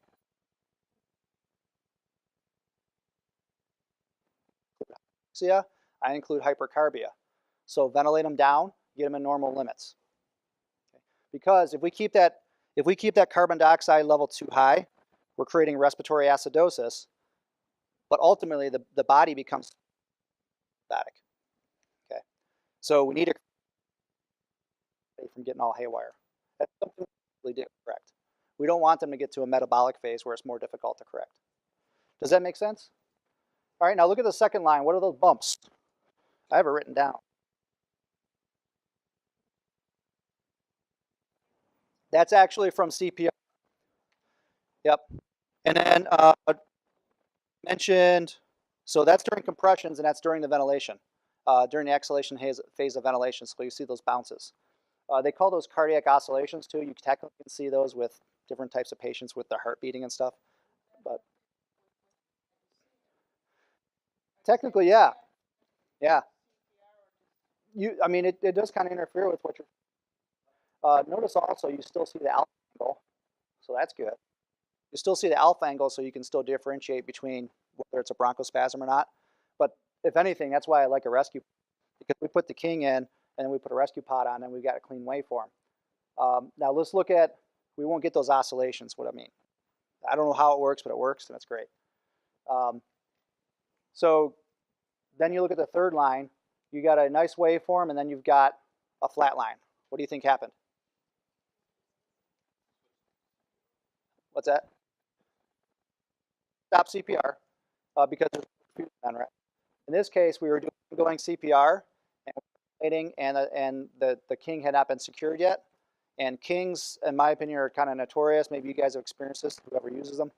They kind of migrate. Yeah, this migrated. We had our eyes peeled on the monitor.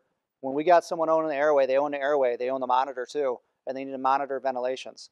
So king gets displaced, we notice it right away, and a couple times this happened while we're trying to secure the. And then we readjusted a couple times. You can see the course of time over a couple minutes, we readjusted a couple times. So you can actually get that king in position to make sure you got in the right position based on your waveform. Okay. And then we ventilated her down eventually. She did get a pulse back, but she did die. Yeah, that's based on our review software. No, it's normal beats, Q beats, and stuff like that for the EKG. You don't.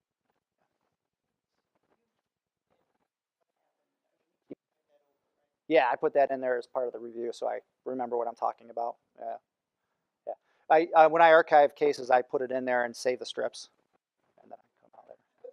Yeah, that would be nice, wouldn't it? All right, makes sense. Nach wie vor behandelt. 10 Minuten geht's noch. Viele Möglichkeiten hat die Austria nicht mehr. Und das ist für Faschings Kabarett die Voraufzeichnung. I like it too because soccer players fake it to begin with, so he's probably faking his injury, you know. All right, it's another video. We already talked about this a little bit, but this is a good story, so let's watch it. For the Huffington Post, I'm Christina Hartman.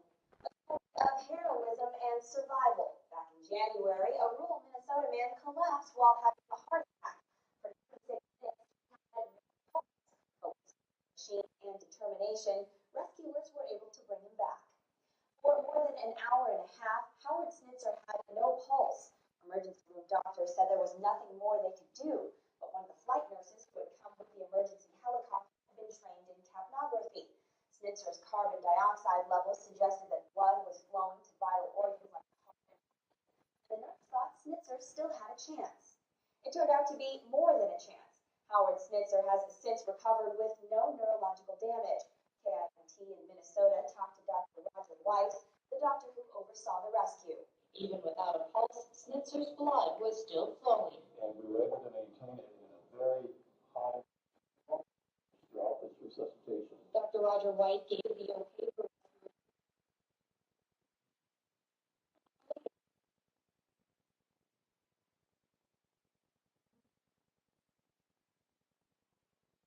resuscitation. CNN spoke with Snitzer a few months after the rescue, and although he can't remember much from the day he collapsed, he remembers all the stories he's been told. And I crashed on the sidewalk, and the next thing I remember was like 5 days later in the ICU at St. Mary's. And the story has slowly been told to me, and it's it was it's an incredible story. So I just happen to. Tell me how this is possible and why that collective group of people around him kept going when everything about popular culture and science tells us it didn't make sense to continue. Relentless and to perfection is how the rescue effort has been described, and it wasn't just paramedics who are being pegged as heroes. Ordinary people jumped in to help too. Absolutely wrong with 24 or so people waiting in the room doing CPR. Goodhue has a population of just 800 people in life, but thanks to the life-saving efforts of the town's heroic citizens, Snitzer is now almost completely recovered. For the Huffington Post, I'm Christine. So that nurse medic went against medical direction and the advice to terminate resuscitation and called at the clinic, which they were flying out of, and he bypassed the initial medical direction. Not that I'd advocate that, but he got bad advice, so he knew not to go that route. And the reason he didn't go that route is because he had a good end tidal reading, which meant that there was a very good chance that this patient giving him like 700 milligrams of amiodarone or something like that, like ridiculous amounts. That's the only thing they could do. I don't know if this is getting popular around here or not, but they're starting to look at, one, they're taking patients to cath labs during cardiac arrest, and they're trying to perform catheterizations while on an automated compression device. And also they're looking, so they're starting to do ECMO now too. We're trying in our area, but it's really tough to get the cardiologist to do this kind of stuff.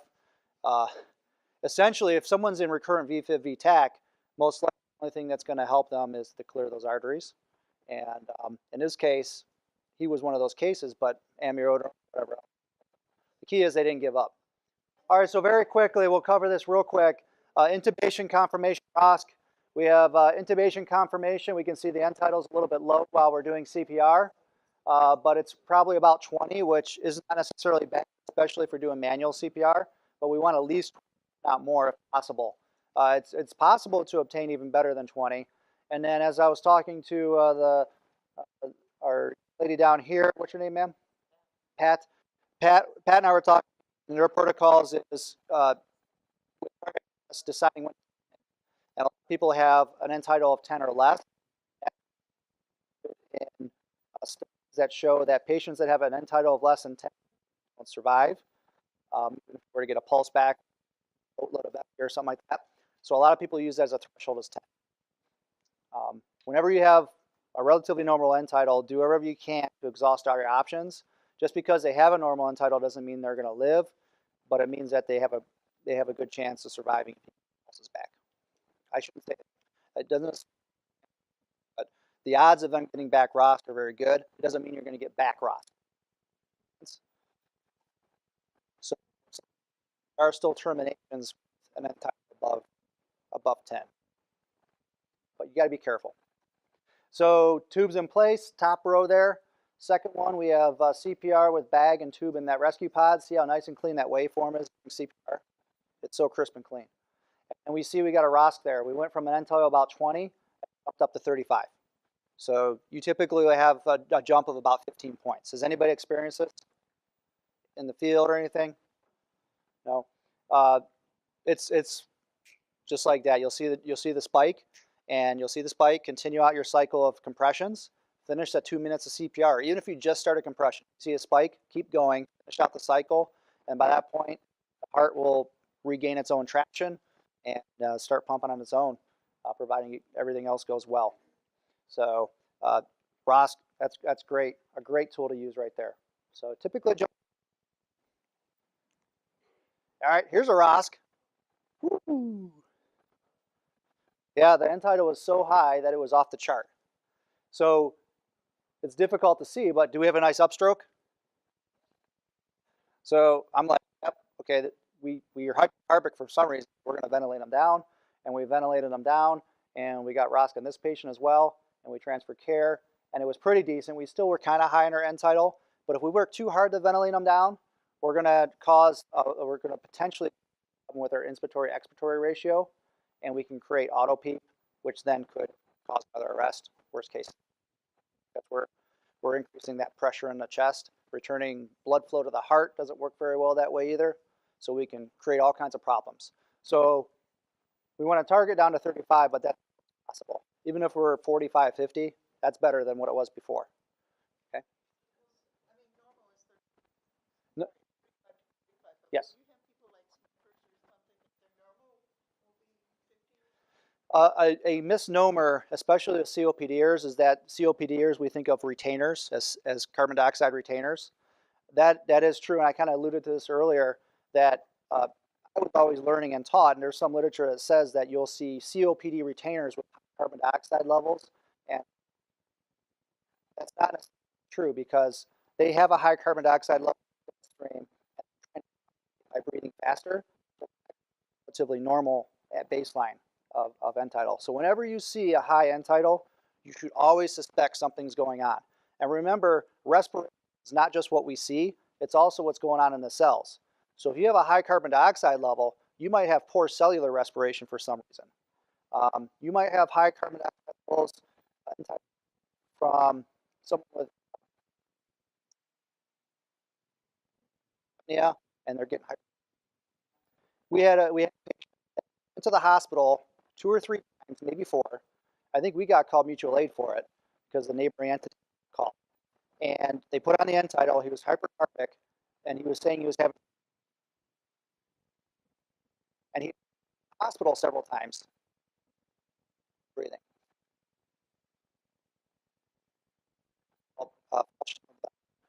He went to the hospital as is, they turned to the ER, and he eventually arrested in the ER. One, they take off the damn cannula as soon as we get there, which is absolutely insane because we were paying for the damn cannula, and they're taking it off. They're not in all the rooms, but most of them. During his ventilations, he probably arrested with nobody in the room, and he wasn't found until who knows how long. And he was hypercarbic. He was showing signs of respiratory failure, and just he was breathing.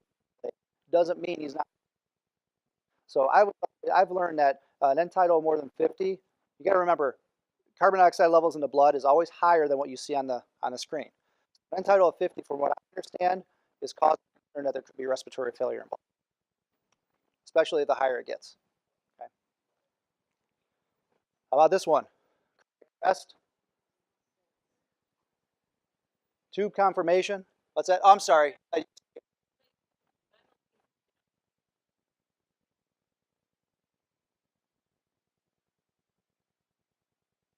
If I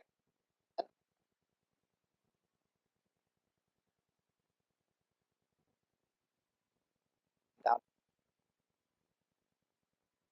down. Yeah, bring under CO2. I'm sorry. Using my loose. Yeah. Hyperventilate because we want to levels. All right, so this is a cardiac arrest patient. Do we know what's going on? I have a suspicion. That's a classic shark fin. Okay, so we have a very high carbon dioxide level, and this lady essentially, when you see this, you have a cardiac arrest, you can think that this patient suffocated. She did, right? Usually it's not an oxygen thing, it's a carbon dioxide thing, and she's suffocating. She can't get the air out. So we get the tube. get the tube and we automatically say, okay, yeah, that's a really bad shark fin. So we start working with our inline nebulizers, we start sulfate, already as far as what that.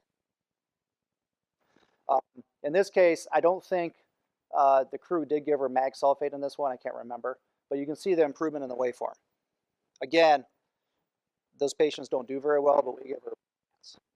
So she did end up dying, but we gave her the best chance. And needless to say, we had a very clean arrest. It's always nice when you can focus on what's going on with the patient, kind of hone it right away. Not running around in circles and you're not confused. So this helps. Thing here. Mistake that I made is we tried ventilating her. You got these patients, you got to because they're already retaining carbon dioxide and they're already having trouble retaining or already having trouble exhaling. So it goes with the same philosophy that we were talking about. You know, they're kind of auto peeped, and we got to loosen up those. We got to loosen those lungs up as much as possible with bronchodilators and epi and mag sulfate. Do whatever we can to loosen it up, either to prevent arrest or after we are working an arrest. Okay, so diagnostically, we use this to determine that this is what we needed to do. And you can see that the cleanup in the waveform, and we got our levels down as well. And sorry to say, she died too. You guys get the point though, right? We're giving her the best chance. A lot of our patients did live. A lot of our ROS patients did live. Like 50% of them, so we did some things right. All right, so there's some things for you to look over real quick. We talked about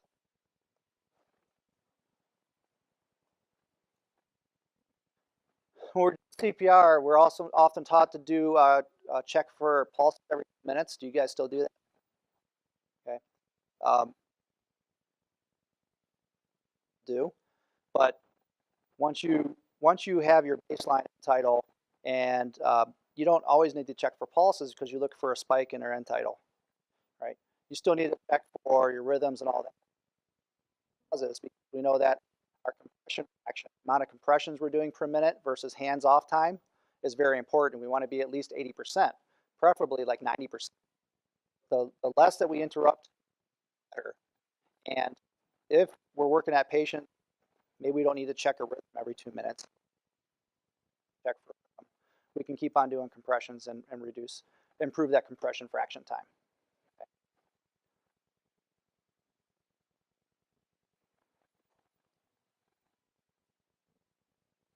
So this is a high school. At the high school, we got called for a cardiac arrest. 19. Imagine the pucker factor with that. So this girl with special needs, she wasn't able to communicate very well, and she was fading away in the library. Nobody really noticed what was going on because she couldn't tell us. So long story short, the crews get there, they go to intubate her. They had some anatomical issues, but notice they have the bag on and they're ventilating her, and they have end tidal. Awesome.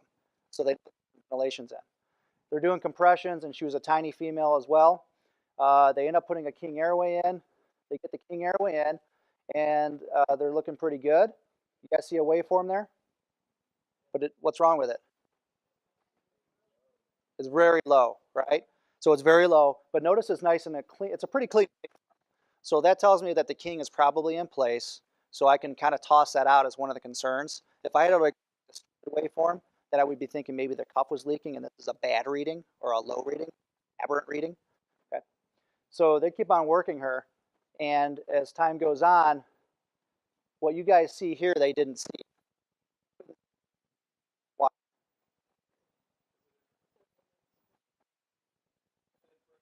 They didn't print it out. I told you earlier that sometimes you don't see it, right? It's condensed in time. We use Philips monitors. All the monitors are slightly. Our Philips monitors will not give you a number, or you can't really see the tracing when you're below like 8 or 9, I think it is. So the monitor is showing 0. And when we check for 2%, we always check for waveform. Always check for waveform. Don't look at numbers. Look at waveform first. So we check. They're checking waveform. Can't find it. And then what does that do to our scene? Yeah, totally derailed our scene. 19-year-old special female, and the whole 9 yards.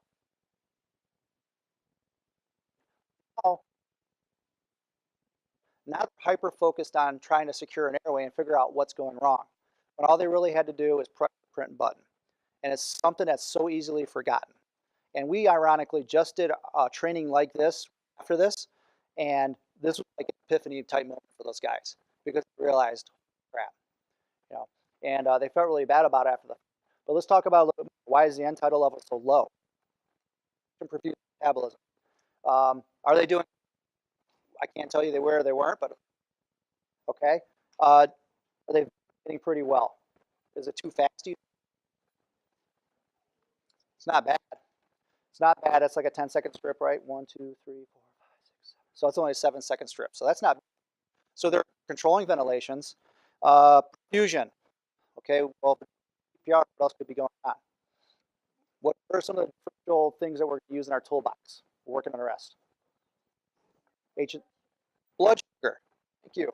The pulse ox, we're notoriously bad at putting boxes on the rack. We should be doing that too.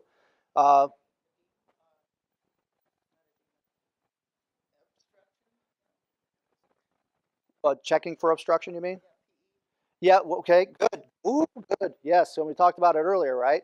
She could have had a PE, and we're not getting good gas flow because of PE, so something to think about. All those that were produced, was she bleeding out? Did she have a GI bleed? Was she dehydrated? Well, it turns out that obviously she couldn't illustrate her point to her family, but she did have a really high blood sugar. I had like the 500s or so, and what blood sugar? Try to compensate. They try to pee it off, right? So my guess is she was at home, probably peeing off lots of ketones or sugars. She became profoundly dehydrated, then just kind of faded away. And had true ketoacidosis, or she had the other version of knowing that she had so, but nevertheless, she probably was very, very profoundly dehydrated, and it threw the guys off the rails. Could have made a difference for this patient. Well, I want to give my patient the best chance. What am I going to do in this patient? I'm going to give a buttload of fluids. I'm going to do everything I can, maybe jack up some epi and try to get us with fluids. Does that make sense? Okay.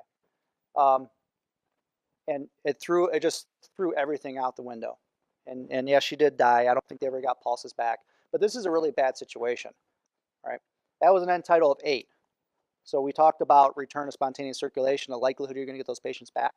Okay, so now let's take that patient that has an end tidal of 10, and let's figure out why they have an end tidal of 10, and let's at least try to correct those problems and work on them. Yeah, and you might be able to raise it and raise that threshold. And you will see that with fluid responsiveness. All right, so she had a metabolic issue. She probably had some type of acidosis to begin with, and then she also had the perfusion issue. So she had 2 things going on that dropped that level. All right, so we talked about metabolism already. I talked about it quite a bit. One of the things we didn't talk about was hemoglobin transport. So carbon dioxide is transported 3 ways in the blood. It's diffused. It's also converted to ionic acid, and essentially it is bicarbonate. Okay, so for that, it's the main one. Carbamide, carbon. So it's the main one. Oh, sleeping over there. Are you okay? Stand up and move around. Oh, I thought you were getting tired. So those are the 3 ways. And if we have a patient that then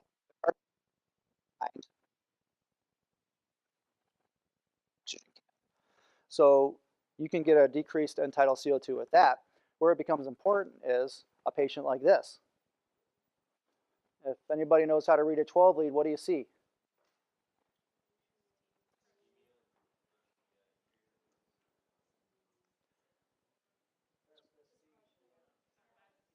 Yeah, a lot of depression. A lot of depression everywhere. And then, do you guys look at AVR much? What do you think about AVR? I'm curious.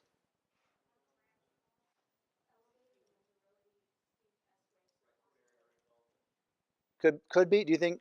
So it could be an MI. Yeah, and then look for posterior.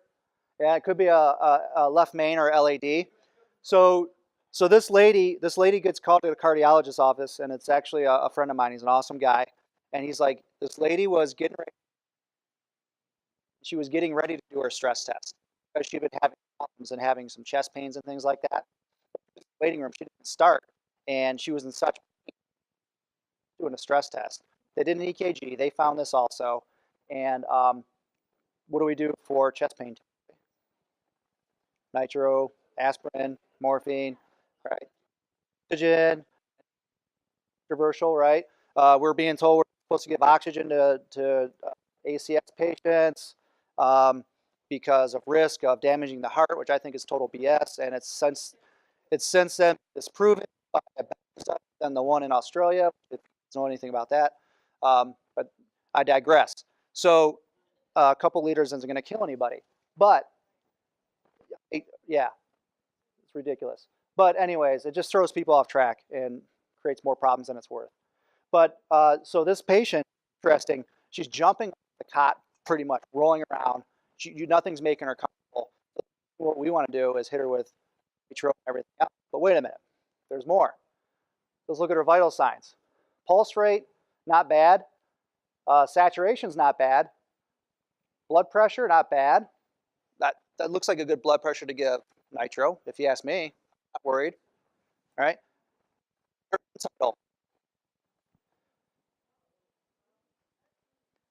Now, ventilation, perfusion, metabolism, her respiratory rate's kind of high, but it's not terrible. It's like 20. Her end tidal wouldn't be down low just because of her respiratory rate. Then I think about perfusion. Well, could she be having the big one? She could be having the big one, and right-sided MIs and posterior involved MIs, you'll see a low end tidal because of poor right-sided heart function. So you can't see that. But she had like gross depression everywhere. So it turns out this lady was actually anemic. So she didn't have oxygen going to her heart because she was anemic. And we actually abstained from giving her nitro. She might have got one nitro before we caught it. But in my mind, if I give her nitro, am I going to potentially push her over the edge? Yeah, because I'm going to further decrease blood flow to the heart, which then will further decrease oxygen to the heart, which then can cause her to have a lot bigger problems. So she had a pissed off heart because she wasn't getting oxygen. Okay, so I think differentiate when you're doing your chest pains and look for that end tidal as well. If I see end tidal, I'm thinking what else is going on? Is there something else in the chest pain that I should think about? Could it be a aneurysm?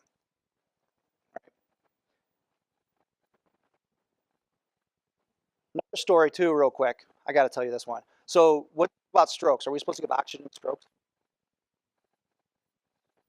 They're telling us not to do that now, right? The parameters, they do narrow parameters. By that, they say, well, if they're not in distress, not complaining of this, not complaining of that, we don't have to give oxygen. So we get called for a stroke up into a Catholic church office. Nice little old lady was still working in the hospital, and she's unconscious, she's incontinent, she's laying on the floor, nobody knows what's going on, and she had a partial drift on one arm, kind of responsive, but she wasn't very lucid. So they're thinking stroke all the way. Things they want to do, but they don't put her on oxygen, and I don't think an end, which really bothers me, because what ended up happening is that she wasn't getting blood to her brain because she wasn't perfusing. She had a dissecting aneurysm. The trap too. And it wasn't until a long time later that she started screaming about shoulder pain, and she would wake up and have these brief moments of lucidity. And they finally did a scan, a CT or what have you, and found the bleed, and then got her on a table, and then she died while on the table. So how much time was wasted? And we don't work in an inept community. This is everyday hospital kind of thing. Okay, this isn't like anything different than what maybe you guys would experience too. Okay, but this is something that could have been picked up on and said, wait a minute, this isn't going to give me an entitled 20. Something else is going on. Okay, now I'm going to put them on oxygen because something's happening where this patient is not using the oxygen. They're saturated, but their brain obviously is not getting oxygen. Their organs are getting oxygen. Now I can change the paradigm And now I can hopefully raise red flags when I come to the hospital and say, something else is going on. How much time was wasted before that lady got her surgery? All right. Let's look at a couple more cases. Another quick break? Nope. Okay. I love using this for perfusion. We already talked a little bit about perfusion type cases, but this, I just love using this for perfusion situations. How much pressure is the end all be all thing to tell us if the patient's hypotensive?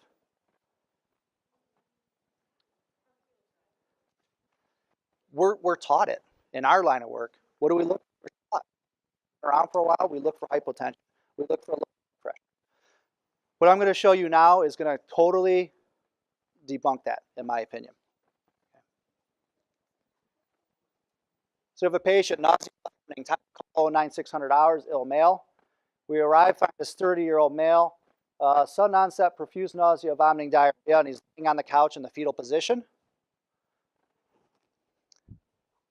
So he arrived home from work 23:30, the hour before work, like second shift or something like that. Dinner at midnight. He didn't have any abnormalities, and then he woke to that nausea, vomiting, diarrhea in that morning. And I mentioned curled up on the couch in a fetal position. So what do you think? A 30-year-old guy curled up on the couch, fetal position, nausea and vomiting, diarrhea. Huh? You're much too generous. What do guys in EMS usually think? Wow, everybody was. Yeah, nicely. Come on. He didn't look that bad. He didn't look like he's in distress. Come on, let's go in an ambulance.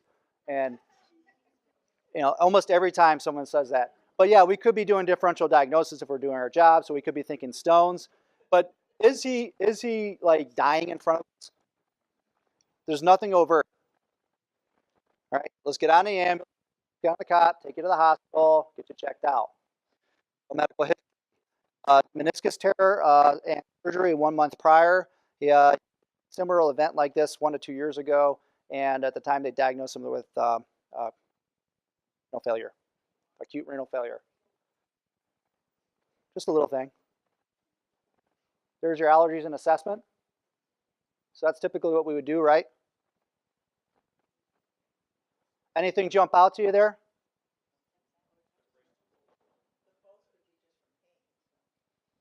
Pulse is a little high. Respirations aren't that bad. What else did somebody say? Temp looks a little low. In our world, we do tympanic. So the tympanic. We do our temporal. That can be environment. And I think this call was in the wintertime. So is it accurate? I don't know. But if it was accurate, that could mean, ooh, sepsis. Huh?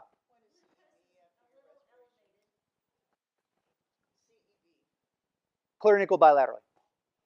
Clear and equal bilaterally. So what was the other question up here? Little elevated. Yep. And you hospital folks are probably gonna, I'm gonna be redundant with some of this stuff, but yeah, if we have an elevated glucose, we want to be concerned about several things, including infection. So 12 lead normal limits. So what do we think is going on with this patient? You're gonna have to tell me what the, or you can blur it out. I'm tired of the gap. Could be sepsis. Do you guys know about sepsis and EMS over there? Talk about it much?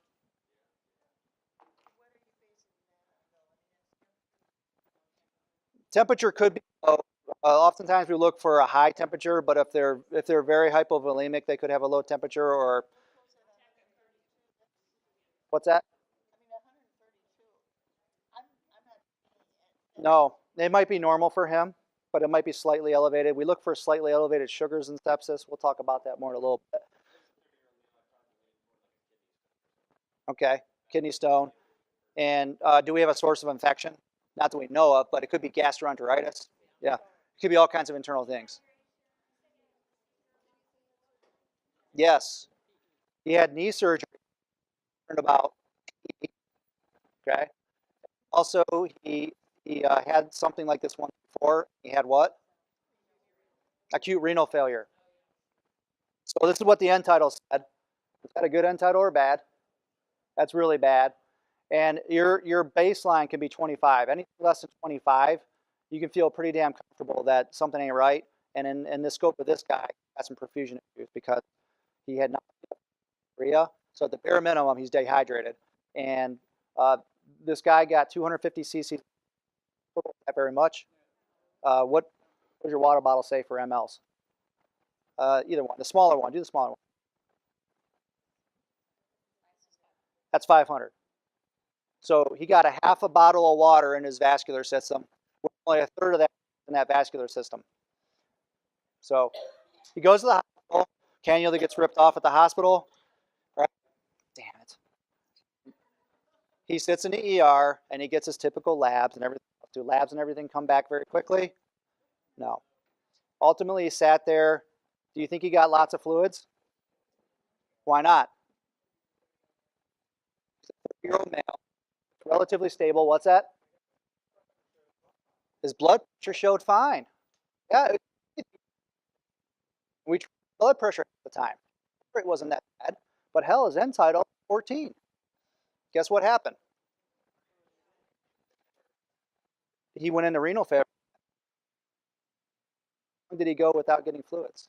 So I don't know if he's predisposed to renal failure, but that could have helped him. Could have gave him fluids, could have supported his volume, and hopefully, you know, his kidneys weren't getting oxygen or hydration. So, all right. So another good case with perfusion. That's why I love it so much with perfusion.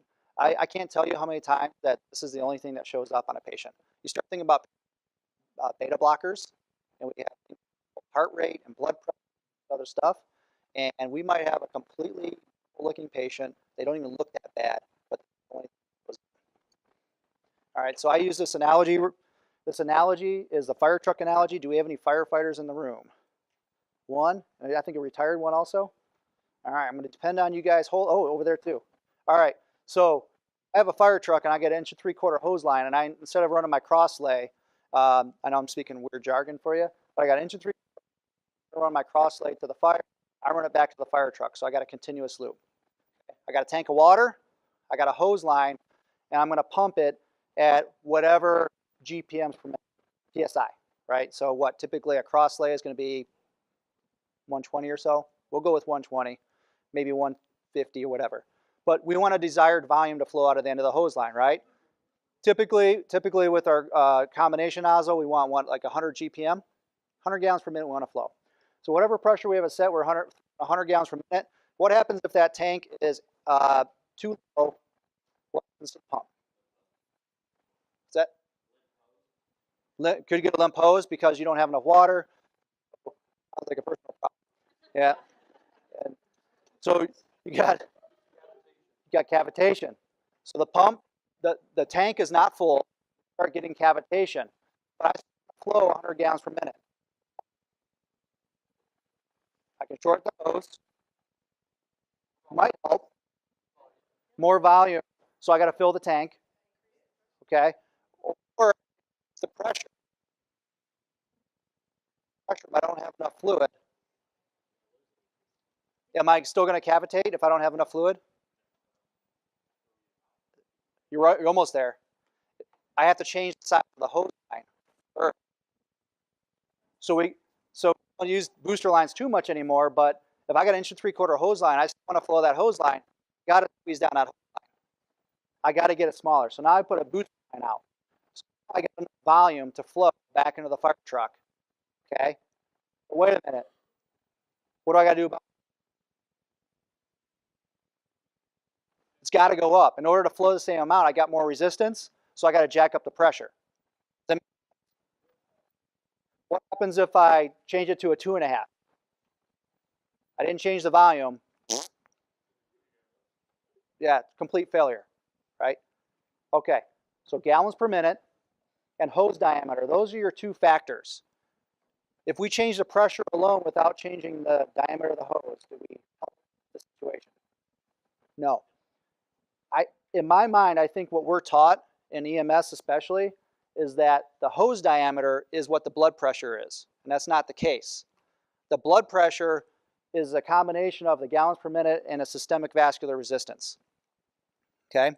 So if we don't have good systemic vascular resistance, all bets are off. If we don't have good volume or systemic vascular resistance, the blood pressure could be anything. The blood pressure could be high when we're way low on fluids. That's where end tidal comes in, because the end tidal is our perfusion. Okay, that's the indicator right there. Whereas blood pressure is our PSI. That's the independent variable. We want to try to improve that SVR. So if we add fluids, a lot of times what we will do is I will see blood pressure actually come down with fluids while end tidal goes up. Because what happens is the body is actually trying to compensate by squeezing down, which causes that boost line to increase the pressure, and then the end tidal will actually improve over time. The blood pressure will come down. That's a good sign, right? So we might actually have high blood pressure on patients that are compensating or on the verge of going into decompensated shock. Make sense? All right. Implementation. Are they sick or not sick? We have to use caution, because we're that 30-year-old guy. We walk in the door, we say, look at that little wimp. He's on the floor, or he's on the couch in a fetal position. He's 30 years old. Doesn't look like he's dying to me. Get on the cot. Let's go to the hospital. Careful with that doorway impression, because creeping in darkness is that end tidal that we're not using. So we evaluate the waveform, evaluate the numbers. Is it low, normal, or high? And then how does that play into the VQ ratio or some of the other things like shunt, diffusion, so on and so forth. And then we want to evaluate the trends and changes as time goes on. There's a diff breather. Female having trouble catching her breath. 70-year-old female, short and stout. Says she needs a mask. History of CHF 1 year ago. Sudden onset difficulty breathing tonight. Oh, by the way, she's been having indigestion for a week or so now.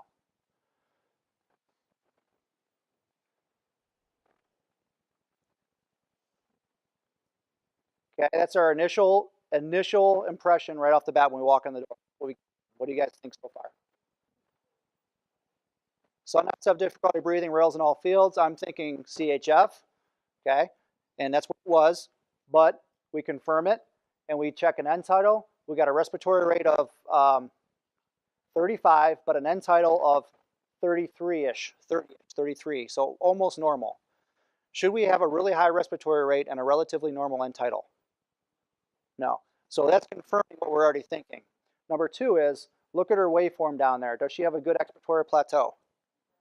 No. So most likely, the end tidal, the carbon dioxide in her blood is a little bit higher than what we're showing on the screen. So high respirations, relatively normal end tidal. In the absence of a fever, think about CHF. Okay, that's a take home there. So we put on a mask, and these are SAT2. Really bad saturation, 70%. That's really bad. All right, I'm gonna skip that. So we get her on the end tidal, and this is what we see. You can see the waveform is not quite as, it actually does improve, but we still have a little bit of rounding in the front, that alpha angle. But I feel pretty good, because I know that that's probably some of the CPAP. We're starting to make turns. We're getting her up to oxygen saturations of 89%. Things are going really well. And then all of a sudden, we start seeing this when we get her in the back of the truck. What do you think's happening now? Is that a normal waveform? Okay, so we need to investigate it. So we were doing pretty good, but now all of a sudden we start seeing this choppy stuff. Could it be? Could be. She wasn't talking. She was on the mask. We thought she was doing okay.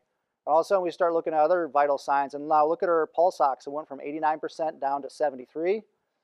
This is an indication that she's failing respiratory. She's in respiratory failure. So she's starting to drop. But she had been so tired, she's starting to suffer. And gets to the point that we need to intubate her. And we probably should do a rescue airway first, because they're so full of fluid. They're very difficult to ventilate with a bag. We tried bagging her. We're lucky she didn't arrest on us. We got her tubed, and she did fine, actually. So, but this was her EKG. What do you guys see here?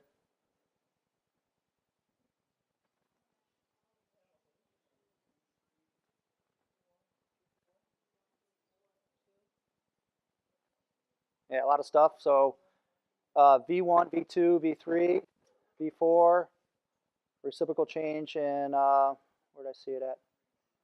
2,3 AVF, a little bit. So yeah, she had an LAD occlusion. Was having an MI, and she had an indigestion for a week or so. So, and she was a diabetic, I think, too. So she actually did very well. Her ejection fraction, which is a function of how well the heart pumps, was actually pretty decent. And from what I understand, she did really well. A really genius thing that one of the guys did is that we had been treating her with nitro and captopril, and then after we tubed her, we just started spraying nitro underneath her tongue and getting her blood pressure down. Remember I talked about how we tried ventilating this patient really aggressively, and we had her on lots of PEEP. This is a patient that we overventilated and caused her to become hypotensive because we created so much pressure. We were trying so hard to blow off the carbon dioxide that we weren't giving her enough time to exhale. So we should have.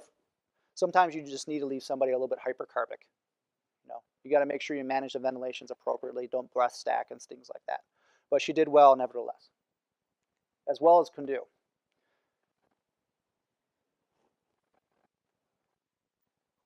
That's after the tube.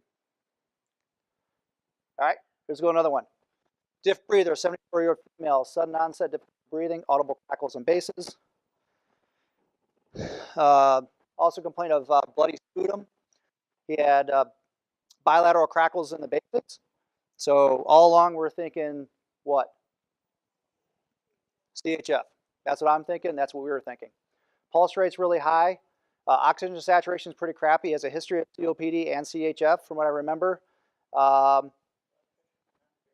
What's that? Yeah, what do we look for in CHF usually? I usually look at really high blood pressure. I look at that as a pump problem. You agree? Yeah. So dead ringer, right? But something we do very poorly in EMS is we don't check temperature.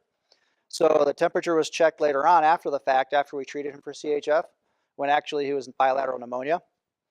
Okay, didn't check for a fever. So again, use all of your tools. If we have a fever, we're going to increase oxide production. So now you start talking about ventilation, perfusion, metabolism.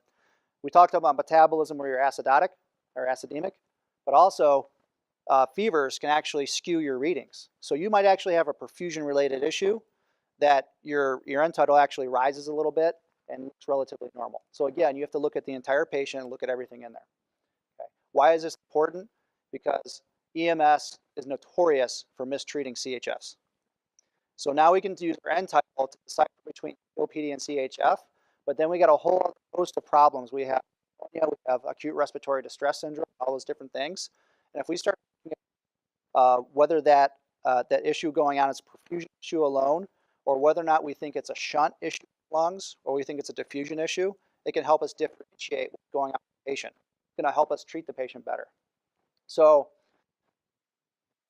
this is the waveform. Looks like a relatively normal waveform, with the exception they had a fever. So if I take the fever out of the equation, it's actually probably going to be a lower end tidal. Okay. And I know it's tough to illustrate the point with this, but you can see over the course of time, we've had this guy several times over the years, and you can see over the course of time that he had a relatively normal end tidal. He was being treated like CHF, so he had a higher pressure on his CPAP, probably given nitro and stuff. And then you can see the waveform starting to change, and then notice over time the waveform got really low. He ended up going to respiratory failure. This could be a sign that the patient's going to respiratory failure, just like that CHF patient, and you need to intervene. So pay attention to your waveform and your trends. Also notice the end tidal went down significantly. That could have been because of the underlying issue.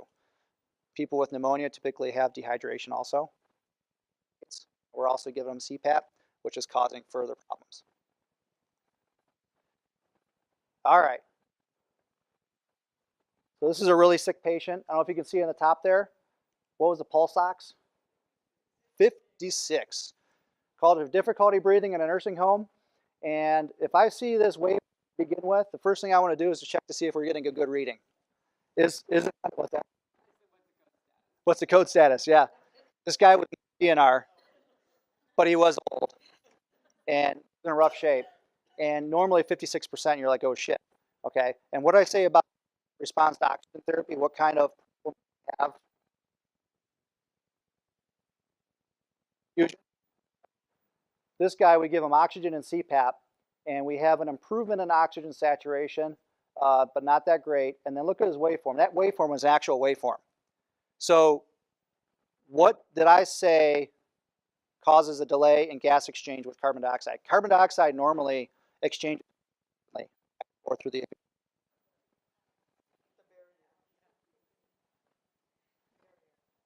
we talked about hypoventilation as a cause of hypoxia. We talked about diffusion. We talked about VQ mismatch, and we also talked about shunt. Yep. So this guy likely had a shunt. You can see that we had an improvement in oxygen saturation and carbon dioxide levels, but not that great, nor was the waveform very clean. That indicates to me that there was some kind of shunt issue, and it's a serious situation. All right. Why do we get a better gas exchange? We put them on CPAP. What does CPAP do with that? It kind of forces, but we're also opening the alveoli more. We're creating more recruitment. So when we expand the surface area of the alveoli, those are completely encapsulated with those capillaries. Okay, it's just a big, huge mesh around the alveoli. So when we expand the alveoli with recruitment, we're actually providing for better gas exchange, and we're probably recruiting alveoli that normally would not be recruited. So this shows that now he technically should have been buying a tube, but you know, obviously in those situations when they're old, they're a little complicated, and eventually he chose not to continue with life. But nevertheless, great learning experience for this. Shunt. All right. Difficulty breathing, back pain, 1408 hours. Kidney transplant. We get on the scene. The patient seems like she's in pain pretty decent. She's a 42-year-old female. She's sitting in a recliner, semi-reclined, labored respiration, semi-complete sentences. The pain comes and goes. It was kind of odd that she said there was no provocation, but the pain was severe, 10 of 10, somewhat positional, and she put a heating pack on it, but that seemed to help, and it didn't help, you know, kind of ambivalent. And she's legally blind. She did have a kidney transplant 6 years prior. She had a productive cough during our treatment, but she says that's normal. So she's kind of given like a confusing type assessment situation. Like, yeah, I have a productive cough. That's kind of normal, blah, blah, blah. So kind of confusing. And we noticed that she's non-dialysis, but she does have a fistula. Well, it turned out that she went to her transplant center a week prior. She was complaining of dyspnea on exertion. She had fatigue, and the physician on site increased her Bumix. They doubled the Bumix. What's Bumix? Nope. Yeah, basically Lasix. So it's, you know, the old classic water pill. So she's complaining of dyspnea on exertion. He's a kidney doctor. So hey, I'm going to give you more Bumix because maybe you're retaining. By the way, I see that your ankles are swollen. She had swollen ankles, so he's thinking she's retaining fluid. So he gives that to her. Her creatinine was normal at 1.9 during the checkup. That's normal, right, nurses? 1.9? 1.9 creatinine? No? That's high? All right, maybe I wrote it wrong. So anyways, 0.9? Anyways, you can tell I'm a paramedic. Yeah. I thought it was normal. So anyways, it was something. So this is what we find when we get there. Pressure is relatively normal. Pulse rate's kind of high. At least we think that's a normal blood pressure for her. What is a normal blood pressure for some people? We don't know. No, she was like 46, I think it said. Yeah, she's relatively young. End tidal 14. If we're doing CPR on a patient with 10, is that a good thing? No, so an end tidal 14 is really bad. And if you see an end tidal 14 with this type of patient, you better believe that her pressure is going to crash, which is what happened. Also notice that she has a elevated temperature. This was our very first sepsis patient.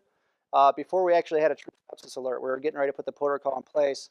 And we sounded the alarms. We gave her 1,500 of fluid over a 10-minute transport. We saw an improvement in her end tidal, only for the hospital to get a patient to get a hall bed. And this is many years ago.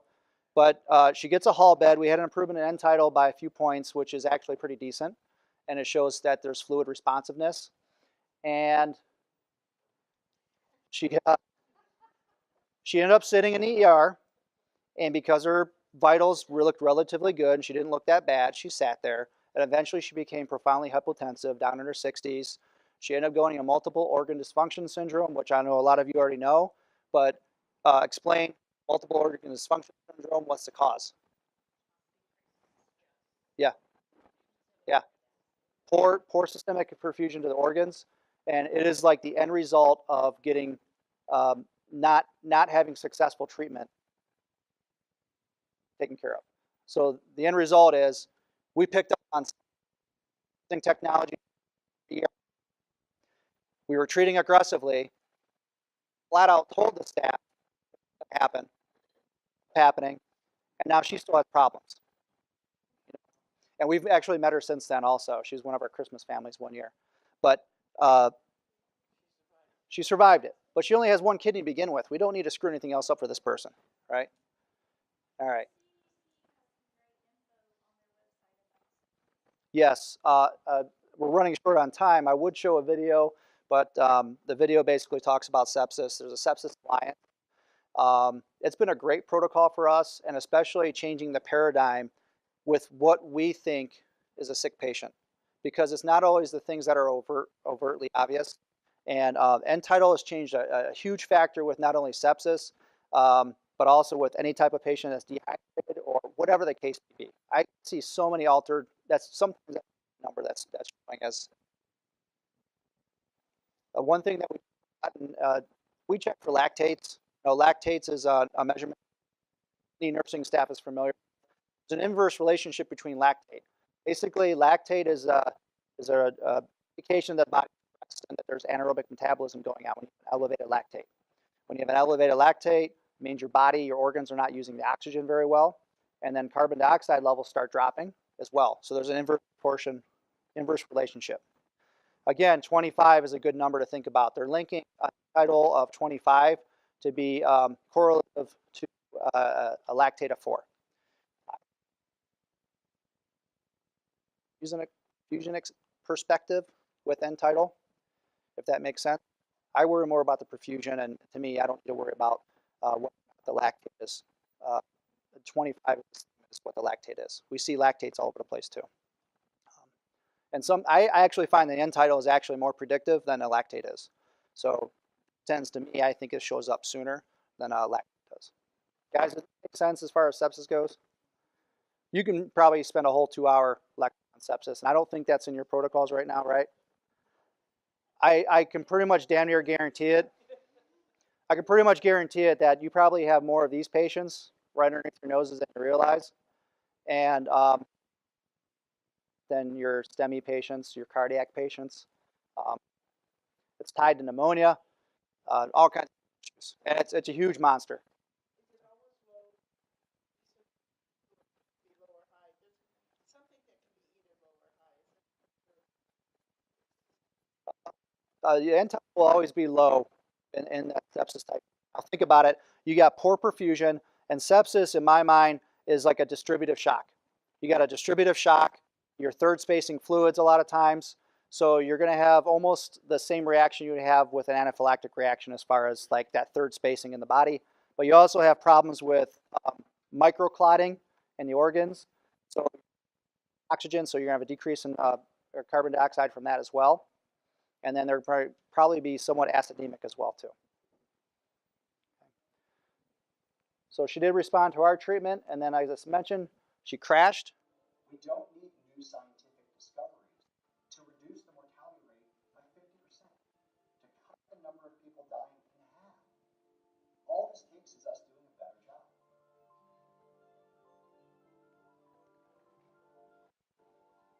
So 8 years ago, I went to a conference at The Ohio State University, and Dr. James O'Brien did a very brief talk on sepsis. That was the first time that I've ever recognized or heard a doctor tell an EMS agency about sepsis. And he said, oh, we did it. We're one of the first people to do it. It wasn't easy. It was very difficult. But EMS really needs to play a more integral role in this, and we can make a huge difference in patients' lives. And I did. Sorry, that wasn't a 5-minute video, but it's a huge difference in patients' lives. Okay. Thank you very much, guys. If you need to get a hold of me, you can get a hold of me by that email account. I'll hopefully this recording came out well, and I'll give it to Travis, and then he can shoot it out, I imagine, to everybody. I can drone on for hours and hours, but hopefully you guys got the picture. Yeah, if you have any more questions, please. Thank you.